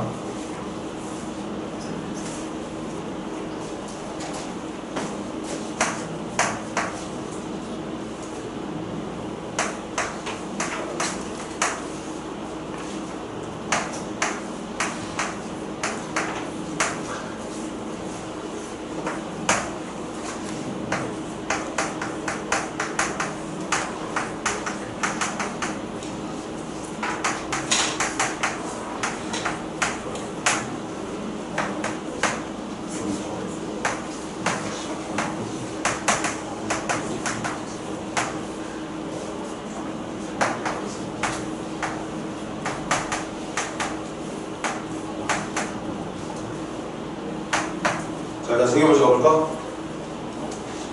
그 다음에 누구부터 차리지? 정우가. 얘 얼마? 1. 이거 얼마? 1. 그럼 기억은 지금 이거 얘기하고 있는 거네? 맞는 거 틀린 거야? 1이 1보다 작다고 말하는 이 말도 안 되는 틀린 거죠. 자, 그 다음 민재. 이게 무슨 뜻이지? 집합 A에? 뭐라고? A에? 그래서 말로 계속 내뱉어야 이게 입에 붙어. 집합 A의 원소의 개수가 몇 개? 0개라는 뜻. 집합 A의 원소가 없다는 뜻이야. 그러니까 무슨 집합이어야 돼? 공집합 돼야 되는 거 맞아? 그래서 니에는 맞는 말 틀린 말? 틀린 말. 여기 봐. 이건 공집합이 아니죠. 선생님 분명 여러분들한테 공집합 이렇게 적어준 적 없는데 이건 옳게 적으려면 이렇게 적었어야지. 이게 공집합이야. 맞아요? 확실하게 해. 이게 공집합이야. 그럼 집합 볼까? 이건 뭔데? 주성아, 이거 해석 어떻게 해야 될까? 집합 A는 요렇게 생긴 원소를 몇 개 갖는, 한 개 갖는 집합이라는 뜻이에요. 이런 모양의 원소를 갖고 있는 집합이라는 뜻입니다. 아까 집합 어떻게 한다고 했어? 집합 기호 안에다가 원소 집어넣으면 된다고 했지. 그 원소가 지금 들어가 있잖아. 공집합이라고 하는 이 모양의 원소가 이 안에 들어가 있잖아요. 그럼 이건 원소가 몇 개인 거야? 한 개인 거야. 그래서 얘는 틀린 거죠.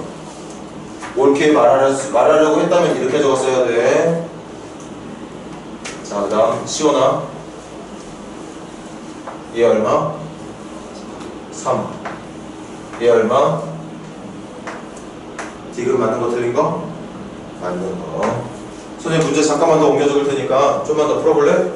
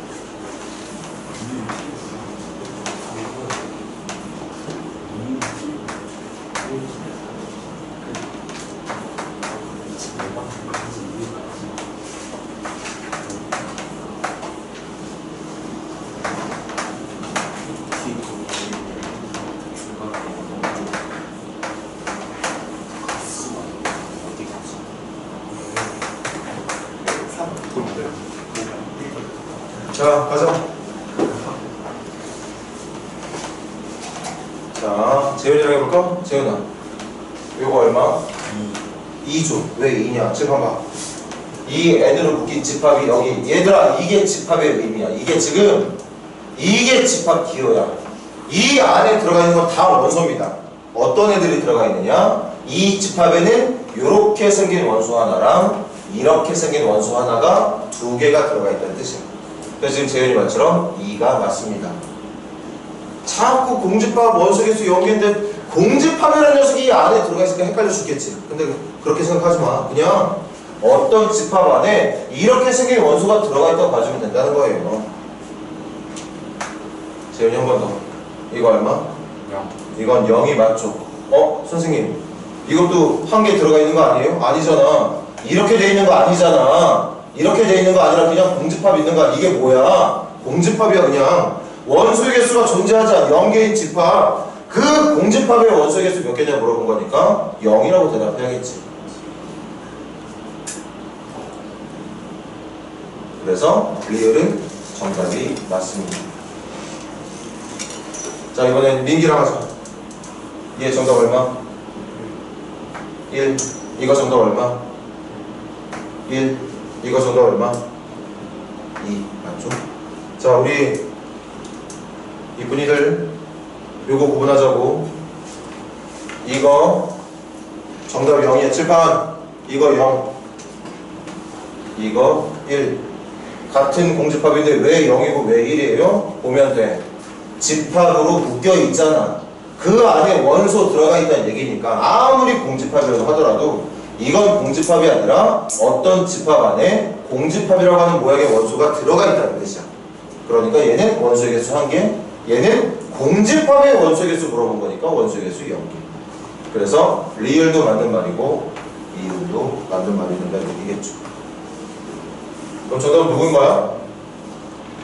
디귿, 리을, 미음이 맞는 건가 보다. 5번이 정답이 되겠네요.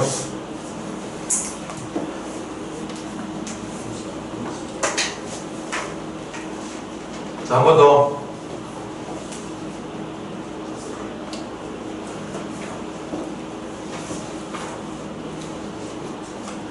한번 조금 빡센 문제 풀어볼까? 400번 한번 시작해보세요. 400번.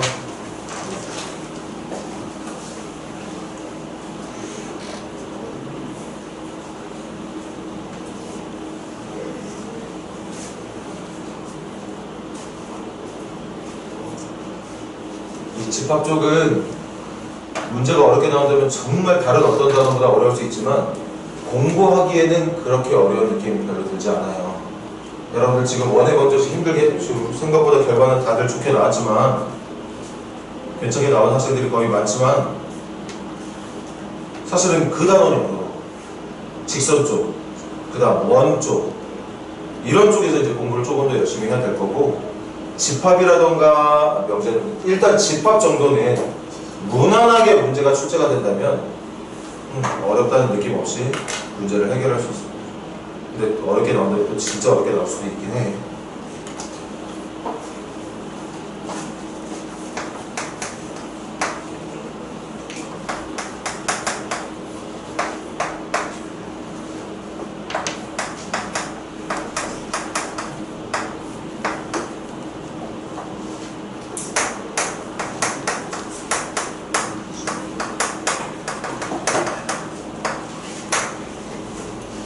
자, 같이 할까?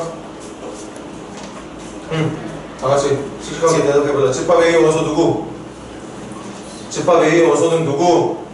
X. 근데 이 X에 누굴 적을지는 옆에 설명이 나와 있습니다. 여기에 있는 X를 찾아서 적어주면 돼. 맞아? 근데 그 X가 뭐랑 같아야 돼? K 플러스 2분의 10이랑 같아야 돼. K하고 X는 무슨 수가 돼야 된다고 그랬고? 얘들아, 그럼 이제 분석해볼까?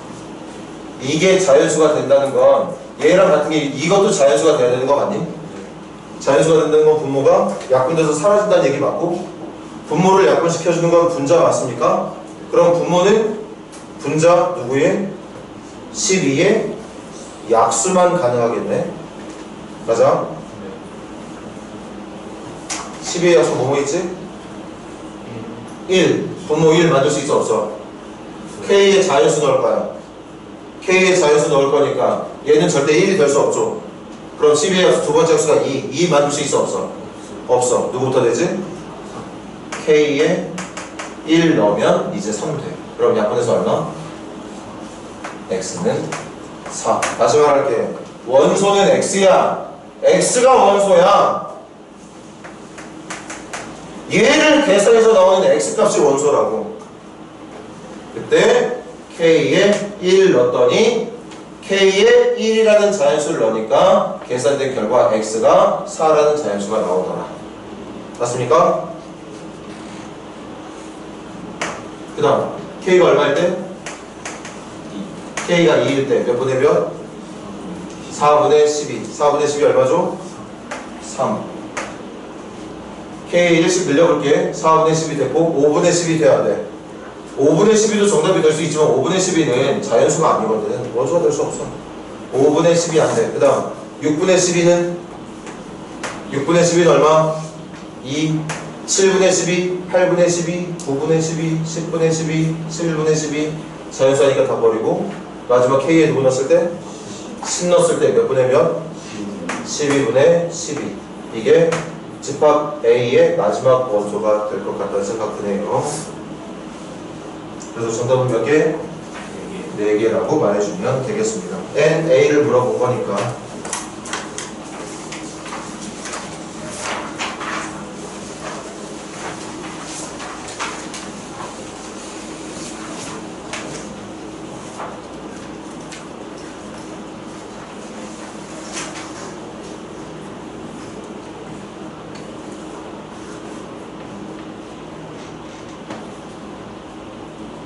자, 마지막은 조금 더 힘들어 보이지만 한번 같이 해보자. 유형점 기출에 적혀있는 403번까지만 하고 잠깐 쉴게. 403번 시작해보세요. 403번.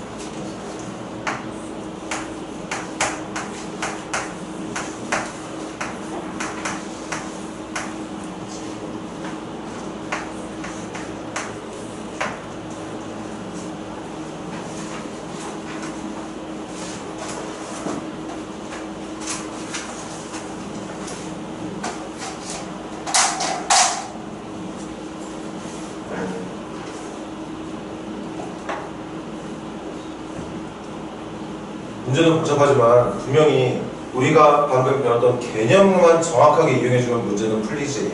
개념만 알고 있으면. 어떤 개념? 조건제시법을 사용하는 방법. 조건제시법을 사용하는 방법만 정확하게 알고 이해하고 있다면 풀어낼 수 있는 문제입니다.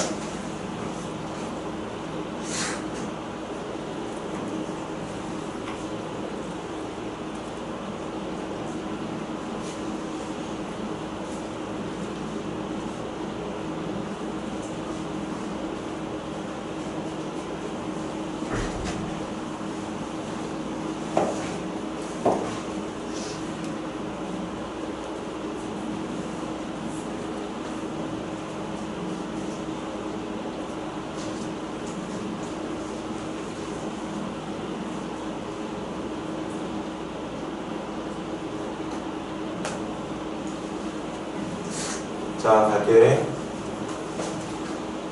자, 마지막 한 문제. 한 번만 더 집중. 집합 A나 원소 나열법으로 바꿀 예정. 집합 보면서 선생님 눈 보고 집합 A의 원소 누구래? Z래. 근데 그 Z는 누가 돼야 된대? I의 N제곱이 돼야 된대. N에 어떤 수 넣을 거래? 자연수 넣을 거래. 여기 N에다가 여러분들 뭐 넣어주면 돼? 1, 2, 3, 4, 5, 6, 7, 8 같은 자연수 넣어주면 되는 거야. 그거 넣어서 계산된 Z값을 원소로 하는 집합이라는 뜻입니다. 그럼 1 넣어볼까? 1 넣어주면 뭐지? I가 원소라는 얘기야. 2 넣어봐. 누구죠? 마이너스 1이 원소라는 얘기입니다. 3 넣어주면 4 넣어주면 5 넣어주면 이미 적은데 또 적을 이유 없는 거지? 맞아? 6 넣어주면 7 넣어주면 n에 8 넣어주면 9 넣고 10 넣고 11 넣고 12 13 14 15 16 이제부터는 자연수 할 때마다 계속 같은 답이 반복될 것 같은데 결국 집합 A는 원소가 몇 개짜리였던 거야? 4개짜리였던 거야. 자, 그럼 이제 집합 B가 여러분들 미치게 만들 수 있어. 그런데 해석은 똑같이 할 겁니다. 집합 B의 원소는 누구예요? Z1과 Z2를 뭐해서 더한 거? 제곱해서 더한 걸 B의 원소로 하면 된대. 자꾸 땅을 외쳐봐. 책상 뭐하러 보니? 선생님 봐. 집합 B는 뭐라고? Z1이라는 녀석과 Z2라는 녀석을 제곱해서 더한 게 원소란 뜻이야. 맞아? 그럼 이거 정답 찾으려면 누구하고 누구를 알아야 돼? Z1하고 Z2가 누군지 알아야겠지? Z1하고 Z2 누가 되는지 설명이 여기 나와있어. Z1 누구의 원소래? A의 원소 몇 개 있었어? 그럼 Z1이 될 수 있는 건 1도 될 수 있고 마이너스 1도 될 수 있고 i도 될 수 있고 마이너스 i도 될 수 있습니다. 맞습니까? Z2가 될 수 있는 건 뭐 있지?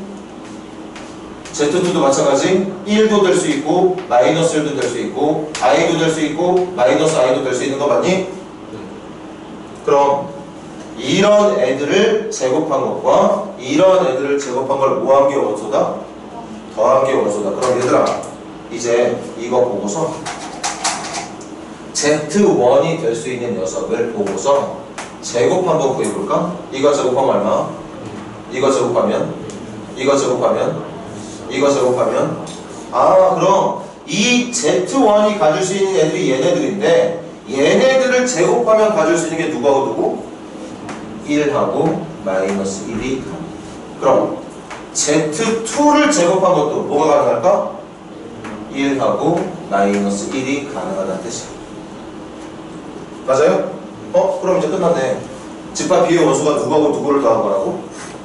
Z1의 제곱과 Z2의 제곱을 더한 거예요. 그럼 Z1의 제곱이 얘일 때 Z2의 제곱도 얘라면 원소는 누가 되고? 2가 되고 Z1의 제곱은 얘인데 Z2의 제곱이 얘라면 원소는 누가 돼야 돼? 0이 될 거. Z1의 제곱은 얘지만 Z2의 제곱이 얘가 된다면 원소 누가 되지? 0이 될 거고. 이미 적어서 안 적는다? Z1의 제곱도 Z2의 제곱도 둘 다 얘네들이라면 더한 거 뭐가 돼야 되죠? 자, 문제는 분명히 복잡한 거 맞아. 그런데 선생님이 지금 여러분들하고 푸는 과정 중에 여러분들한테 말하지 않은 거에 대한 방식으로 푼 거 하나도 없습니다. 조건제시법의 내용에 맞게 문제를 풀어주면 된다는 뜻이야. 됐어? 이런 식으로 풀겠다는 느낌을 지금 한번 살짝 가졌을 텐데 그걸 가지고 이제 여러분들이 꾸준히 연습 몇 번 더 하면 이런 조건제시법 문제가 조금 복잡하게 나오더라도 해결할 수 있는 어떠한 그런 기회를 많이 잡을 수 있을 거예요. 우리 잠깐만 쉬었다가 마지막으로 한 번만 더 수업하고 오늘 수업 종료하도록 할게.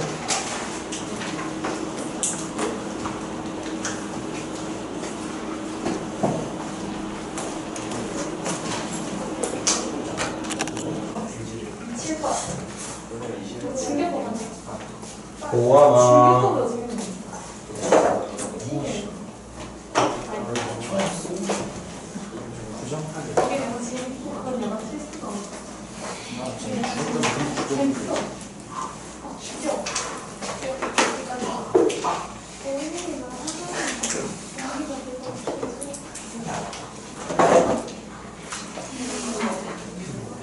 자, 마지막 수업 한번 해보자. 다시 앞쪽으로 넘겨볼까?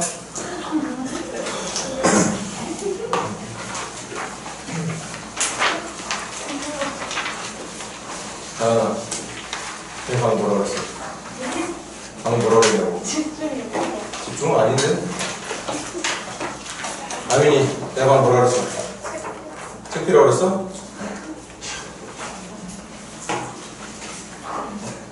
죽는다. 다시 프린트셀 앞쪽으로 넘기세요.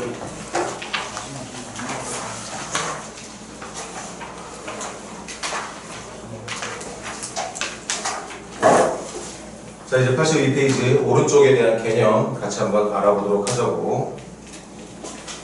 시작하는 말이 부분집합이라는 말이 있네.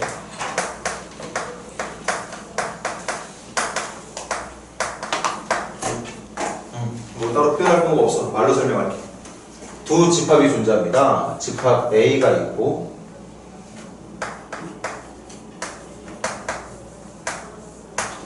집합 B가 있어.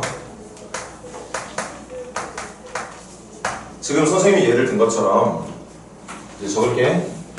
집합 A에 있는 모든 원소가 집합 B에도 해당할 때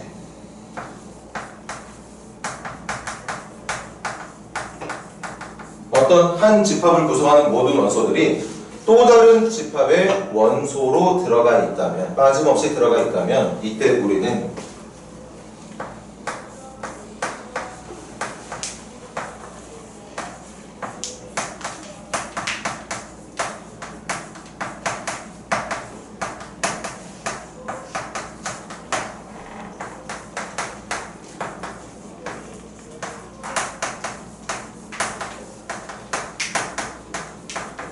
이렇게 말합니다.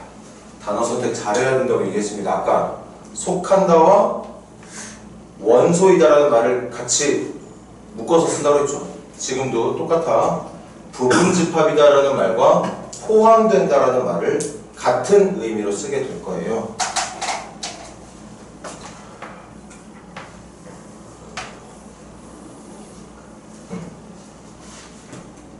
자, 지금 같은 상황일 때 어떻게 부른다고? A는 B의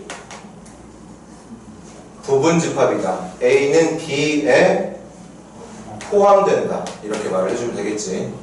포함된다라는 말고 포함한다라는 말을 쓰고 싶다면 이렇게 적어도 되겠네. B는 A를 포함한다. 이렇게 말해도 되겠어요. 어쨌든 포함이라는 단어와 부분집합이라는 단어를 같은 용도로 사용을 해주면 된다는 뜻이야. 됐니? 근데 이것도 기호가 있어. 이렇게 적습니다. A는 B의 부분집합이다. 아까 원소이다, 속한다를 나타내는 그 기호에 가운데 하나 선이 빠졌다고 보면 되겠지. 이게 부분집합인지 아닌지를 말해주는 기호야. 그래서 얘를 보고 읽는 방법 다시 한번 다 같이 하자. A는 B의 부분집합이다. 또는 A는 B에 포함된다라고 말을 해주면 된다는 뜻이죠. 됐니?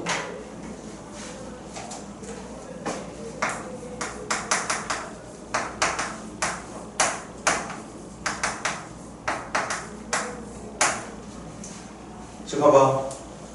이거 보고 이거 맞다 틀리다? 맞다. 부분 집합의 정의가 뭐였지? 어떤 한 집합에 들어있는 모든 원소가 다른 집합에도 있으면 되거든. 착각하지 마. 다른 집합에도 있고 추가로 더 있어야 된다고 얘기한 적 없습니다. 어떤 한 집합을 구성하는 모든 원소들이 빠짐없이 다른 집합에 들어있다면 우리는 포함된다, 부분 집합이라고 말할 수 있다는 것. 근데 지금은 사실 이렇게만 적을 수 있는 게 아니라 이렇게도 적을 수 있는 거 맞겠어요?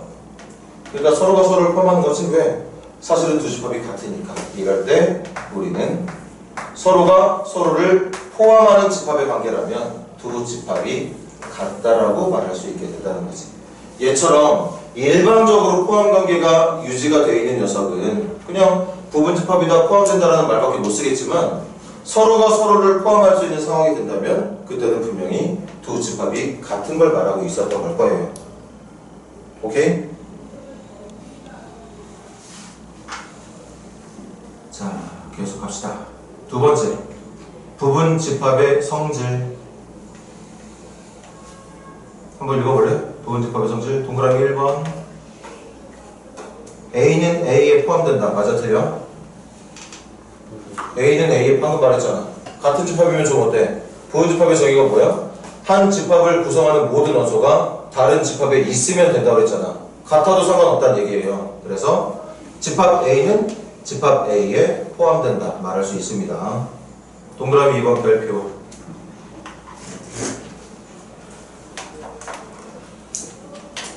누가 A에 포함된대? 공집합. 공집합은 어떤 집합이었지? 원소가 존재하지 않는 집합. 원소의 개수가 0개인 집합은 같이 외울까?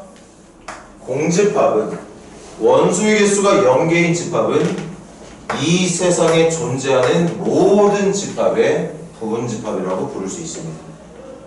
얘는 아무한테나 다 포함을 당한다는 얘기야. 심지어는 이것조차도 된다는 얘기입니다. 여기에 A만 들어가는 거 아니야. 공집합 들어가도 되고 정체 모를 집합 B가 들어가도 되고 정체 모를 집합 K가 들어가도 돼. 지금 선생님이 여러분들에게 전달하고자 하는 내용은 공집합은 모든 집합에 뭐가 될 수 있다? 부분 집합이 될 수 있다. 공집합은 모든 집합의 부분 집합이다. 다시, 공집합은 모든 집합에 포함된다. 그렇게 말을 해주면 되겠어요. 동그라미 3번 간단하게 이해해볼래? A가 어디에 포함되고 B에 포함돼. 그 말은 A의 모든 원소가 B에 있다는 얘기 맞니? 그런데 거기에 조건 하나 더. B는 또 어디에 포함된대? C에 포함돼. 그럼 B가 갖고 있는 모든 원소는 C가 갖고 있다는 얘기니까 결국 A는 어디에 포함되겠어? C에 포함되게. 이런 말 아닐까? 밴드그램으로 표현해볼게. A가 B에 포함된다는 뜻은 B 안에 A가 들어있다는 뜻이야. 그래 안 그래? 그런데 C가 또 B를 데리고 있다면 그러니까 결국 A는 C라고 하는 공간 안에 들어가 있는 게 맞을 거기 때문에 이렇게 쓸 수 있는 게 맞는 거겠죠. 어려운 내용이 없습니다. 됐니 얘들아? 이제 두 개만 더 배우면 돼.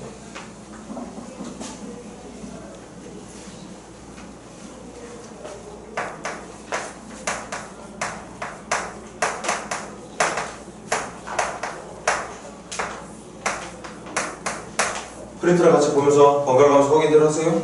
부분 집합 중에 진이라는 말을 붙일 수 있는 부분 집합이 있거든요. 진 부분 집합이라는 녀석이 있어요. 그냥 부분 집합과 진 부분 집합이 있는데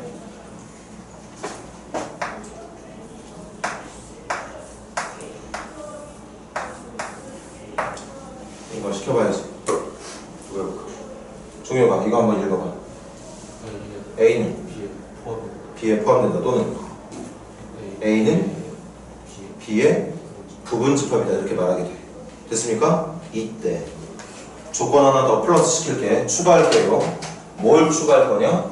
포함되긴 되는데 이 포함되는 녀석이 B에 일방적으로 포함되고 있는 상황일 때 여기에 추가로 A가 절대 집합 B와 같지 않을 때 한번 상상해봐. 이게 무슨 말이지? A의 원소가 일단 어디에 다 들어있어? B에 있어. 그런데 B에는 A가 갖고 있는 거 말고 또 다른 게 있어 없어? 있단 얘기야. 있단 얘기야. 맞아? 그러니까 A하고 B가 같지 않은 거였겠지? 다시 A가 B의 부분집합 또는 포함된다는 말이라는 이 말의 의미는 A의 모든 원소들이 B에 있다는 뜻이거든. 그런데 추가된 조건 중에 뭐가 있냐? A하고 B는 같으면 안 된대. 그러니까 B는 A의 모든 원소를 데리고 있는 것뿐만 아니라 A가 갖고 있지 못한 원소들까지도 갖고 있는 집합이라는 뜻이야. 이럴 때 우리는 A는 B의 부분집합이다라는 말뿐만 아니라 집합아 이 말도 쓸 수 있지만 A는 B의 진부분집합이라는 말로도 표현할 수 있습니다. 진부분집합이 뭐라고? 포함은 되는데 일방적으로 포함되고 있는 상황일 때. 선생님 말 이해되니? 포함이 되는데 서로가 서로를 포함하는 아까 말했던 서로가 서로를 포함하는 그러니까 두 집합이 같은 거 말고 한쪽이 다른 한쪽을 그냥 강제로 포함하고 있는 상황만 가능한 그런 조건에서 우리는 이 녀석을 부분집합이라는 말 쓰지 말라는 말 아니야. 이 말로 표현해도 좋고 좀 더 특별히 진부분집합이라는 말로 표현할 수도 있다는 거지.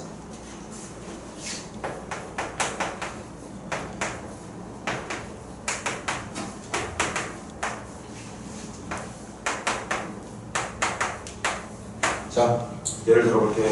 자, 이번엔 누가 해볼까? 윤지야.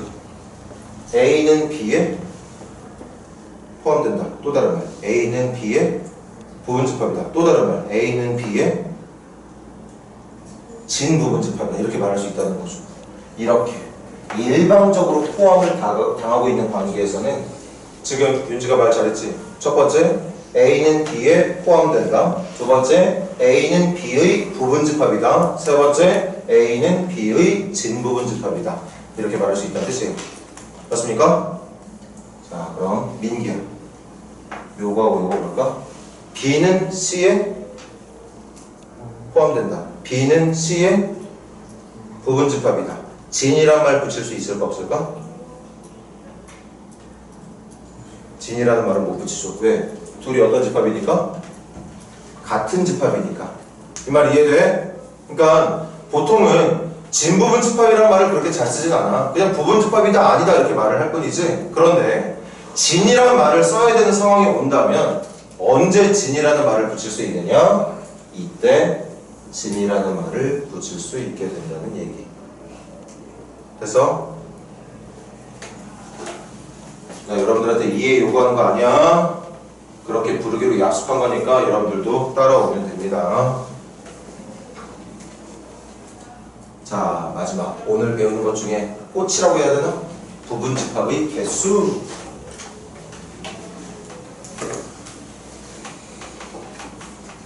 하기 전에 복습.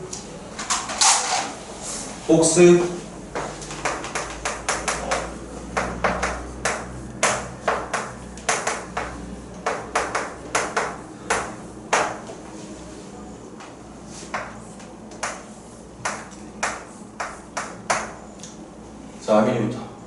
참, 거짓. 참. 그럼 다현이가 읽어봐, 이거. 1은 A에. 내가 분명히 하나, 1은 A에. 부분집합. 아, 잘못했다. 뭐야? 1 포함된다. 포함이라는 말은 집합끼리만 쓸 수 있어. 이건 지금 뭘 나타내는 기호야? 원소인지 아닌지를. 다시 1은 A의 원소이다 또는 1은 A의 합이 속한다. 원소이다, 속한다. 됐어? 자, 그 다음 보아. 참, 거짓. 거짓. 왜? 이 집합에는 3이라는 원소가 이렇게 돼야 참인 거거든요. 그럼 보아요. 읽어봐. 3은 A의 원소가 아니다. 또는 3은 A에 속하지 않는다. 맞지?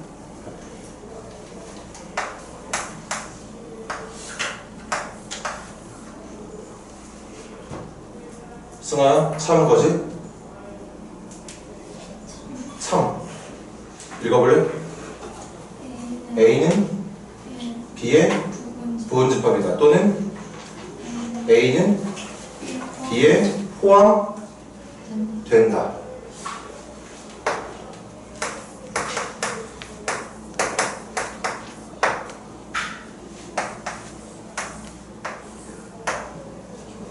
마지막 민찬이. 참 거짓. 참. 아 거짓. 뭐야? 참 아니야. 참이지? 왜 참이지? 3이 들어가서. 부분집합의 의미가 뭐였죠? 이 녀석이 갖고 있는 모든 원소가 여기에 있어야 되는 거야. 얘 원소 누군데? 1, 2, 3. 1, 2, 3이야. 그럼 C가 1, 2, 3을 갖고 있어야 참이야. 참이야 거짓이야? 거짓. 그래서 이렇게 말을 해야 돼. 괜찮아? 맞아? 그럼 마지막으로 읽고 끝낼까? 읽어봐. B는 C의 부분집합이 아니다. 또는 B는 C에 포함되지 않는다. 다시 한번 다 집중해서 한 번만 더. 이런 기호를 쓸 때는 잘 봐. 이런 기호를 쓸 때는 얘를 뭐로 보고 있는 거냐? 원소로 보고 있는 거고 이게 집합인 거야. 그래서 원소와 집합의 비교를 할 땐 얘네를 씁니다. 읽을 때는 원소이다 속한다, 원소가 아니다 속하지 않는다. 이 단어들만 써야 돼. 그래서 그리고 이런 기호들을 쓸 때는 왼쪽도 집합으로 보고 있고 오른쪽도 집합으로. 집합 간의 비교야. 집합 간의 비교. 집합들끼리 비교할 때 쓸 수 있는 기호가 얘네들이야. 그때 이 기호를 쓸 수 있을 때는 부분집합이다 포함된다라는 말. 이 기호를 써야 할 때는 부분집합이 아니다 포함되지 않는다. 이렇게 말을 하게 된다는 거지. 단어 정확하게 선택하자. 알았지?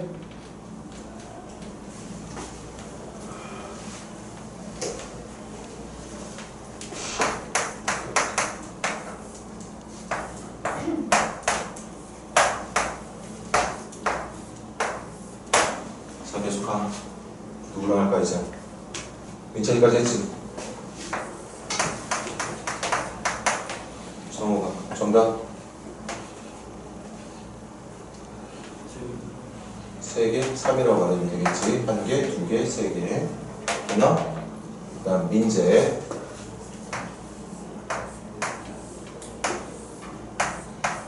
참 거짓. 참. 이거 뭐로 본다는 뜻이야? 이 기호를 썼던 건 얘를 뭐로 봐라? 집합으로 봐라. 이 집합은 원소 누구 갖고 있는 거지? 1 갖고 있어. 그럼 민재가 참이라고 말했다는 건 얘도 누굴 갖고 있다는 뜻이야? 여기에 집합 A에 1이라는 원소 있습니까? 없습니까? 여기 있죠. 이 집합이 1이라는 원소를 갖고 있는 집합이야. 그런데 집합 A에도 1이라는 원소가 있어. 얘가 갖고 있는 원소를 얘가 다 갖고 있으니까 민재 말처럼 3이 맞겠죠.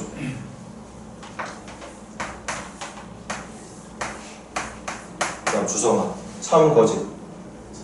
참. 여기서 얘를 뭐로 보고 있다는 뜻이지? 원소로 보고 있다는 뜻이야.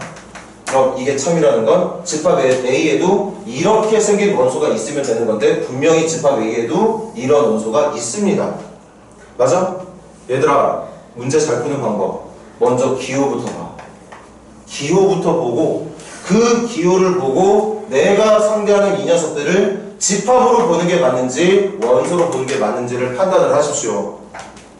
집합으로 보고 있다면 이게 집합 기호니까 이 집합 안에 1이라는 원소, 여기 1이라는 원소 있으니까. 그래서 참인 거야. 이때는 같은 모양이지만 구분 잘해. 같은 모양이지만 나는 이걸 집합으로 안 볼 거야. 그냥 이렇게 생긴 모양의 원소라고 볼 겁니다. 왜? 이 기호를 가지고 문제를 풀고 있는 중이니까. 지금 주성이가 말 잘했죠. 분명히 A에도 이렇게 생긴 원소가 있거든. 그러니까 참이 맞겠지.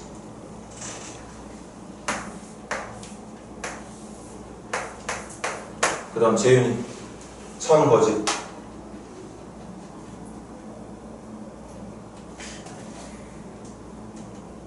참. 이거 뭐로 봐야 돼? 집합으로 봐야 돼. 이걸 무슨 집합이라고 불러? 아까 우리 외웠죠. 공집합은 세상에 존재하는 모든 집합의 부분집합이라고 된다고. 부분집합이 된다고 말했던 거 맞아? 당연히 참이죠. 자, 그 다음 시온이 참 거짓. 응? 참. 이번엔 시온아 이걸 뭐로 봐야 되지? 이걸 뭐로 봐야 돼? 원소로 봐야 돼. 왜? 이 기호는 얘를 원소로 보고 있다는 얘기야. 그래서 집중해서 봐. 그럼 이 말은 무슨 말이야? 집합 A에도 이렇게 생긴 모양의 원소가 있으면 되는 거거든. 근데 원소가 있잖아. 그러니까 참이 맞는 거죠. 맞아 얘들아? 맞아?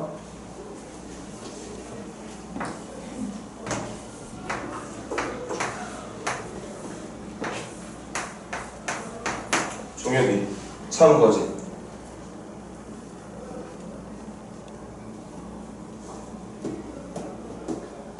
참. 기회줄게. 참 거짓. 참. 한 번 더 기회줄게. 참 거짓. 참.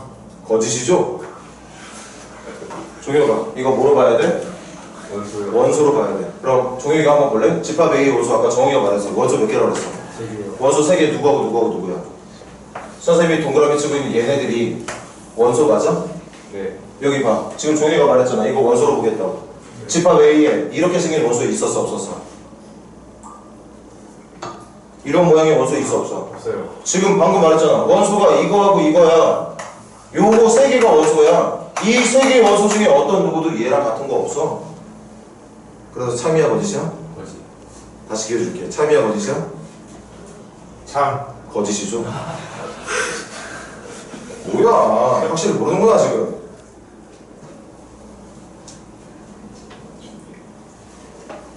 한 번만 더. 내가 보고 있는 그 기호가 누구냐에 따라 그 상대하는 녀석을 원소로 보고 풀어야 될 때가 있고 집합으로 보고 풀어야 될 때가 있어. 아니 누가 봐도 이건 집합이지. 선생님이 봐도 이건 집합이야. 그런데 문제가 이런 기호를 썼다면 나는 이걸 집합으로 보지 않고 이런 모양으로 만들어진 원소라고 볼 거란 뜻입니다. 됐어?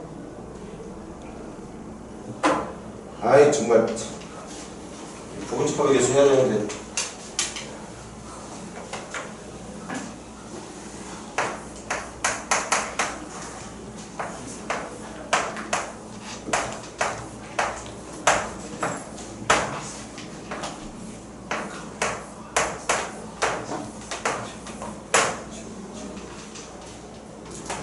자, 이제 포함 원소의 개수 몇 개?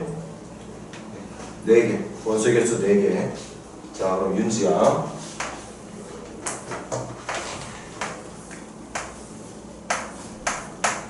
참 거짓. 참. 이거 뭐로 봐야 되는 거지? 집합으로 봐야 돼. 집합으로 본다는 건 이 집합 기호 안에 어떤 원소? 요렇게 생긴 원소를 갖고 있는 집합이라는 데. 다 같이 잘 집중해서 봐. 이거 얘를 원소로 하는 집합인 거 맞아? 근데 집합 A에 이런 원소 있어 없어? 집합 A에 얘처럼 생긴 원소 있습니까 없습니까? 여기 있죠. 그러니까 참.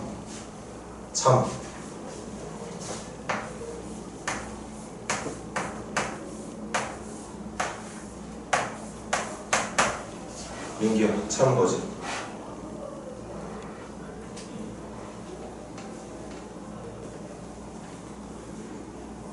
뭐지? 이거 뭐로 봐야 되지? 집합으로 본다는 건 이렇게 생긴 집합 기호 안에 이렇게 생긴 모양의 원소가 있다는 뜻으로 봐야 되는 거야.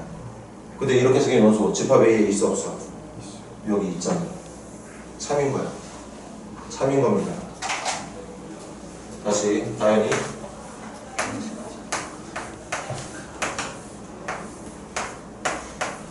이건 참 거지. 거짓. 왜 거짓이지?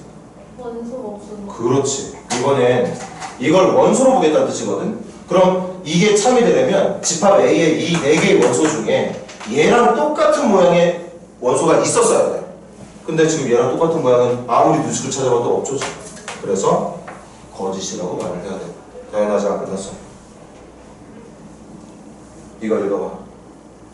이걸 집합 B라고 부른다면 B는 A의 원소가 아니다. 또는 B는 A의 원소가 아니다라는 말과 같이 쓸 수 있는 말? 뭐야 이게? 왜 자꾸 저걸 해? 저거 아니잖아. 원소 아니에요. 원소가 아니다라는 말과 같이 병행해서 목을 접하게 뭘 접해?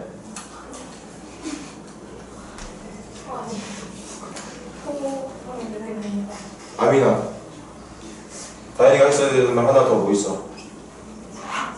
속하지 않는다. 다시 다현아, 두 가지 표현 뭐가 가능하다고?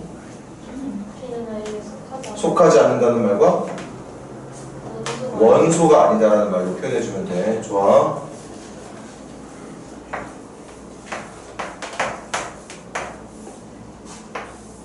다시 보아.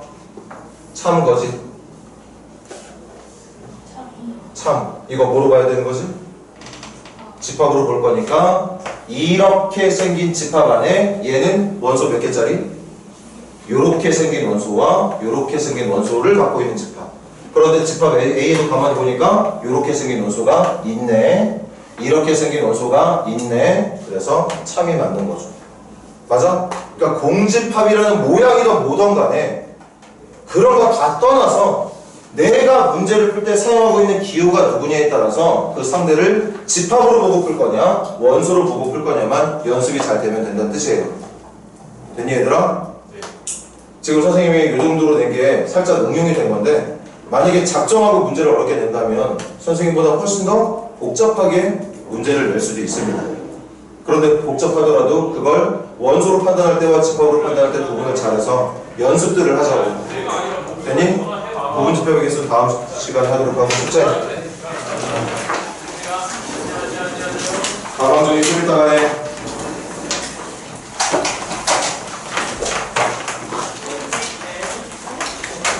제목은 뭐야 되지? 퀴즈 고쳐봐. 됐어? 그리고 원방 쪽에 좀 남아있던 문제 있지? 거기부터 해서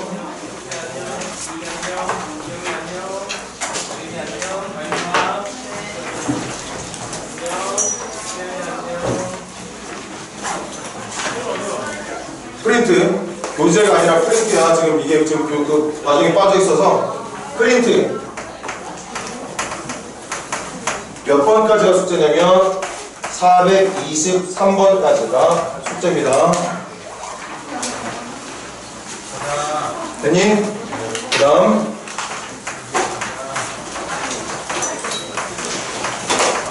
클리닉 교재 오늘 부분집합까지 배웠어. 그 부분집합에 맞는 범위까지 문제 풀어서 마무리 해오기. 됐어? 그 다음 한 번만 더 말할게. 지금 선생님이 선택 가능한 프린트 과제 계속 주고 있지? 그거 수업 시간에 안에 개인적으로 찾아와야 된다고 얘기했고 개인적으로 찾아오려면 수업 전 1시간 정도 와. 일찍. 너무 일찍 오지도 말고 1시간 정도 맞춰서 일찍 오면 그거에 대한 질문 받으면서 해결할 테니까. 알았니?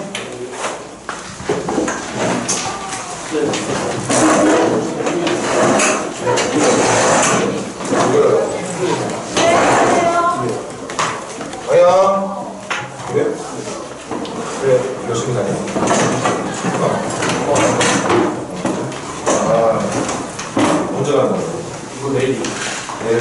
안녕하세요. 아니야, 고생했어.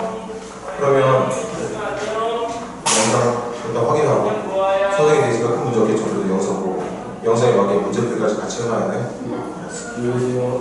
토요일날 올 수 있는 거지? 네. 안녕히 계세요.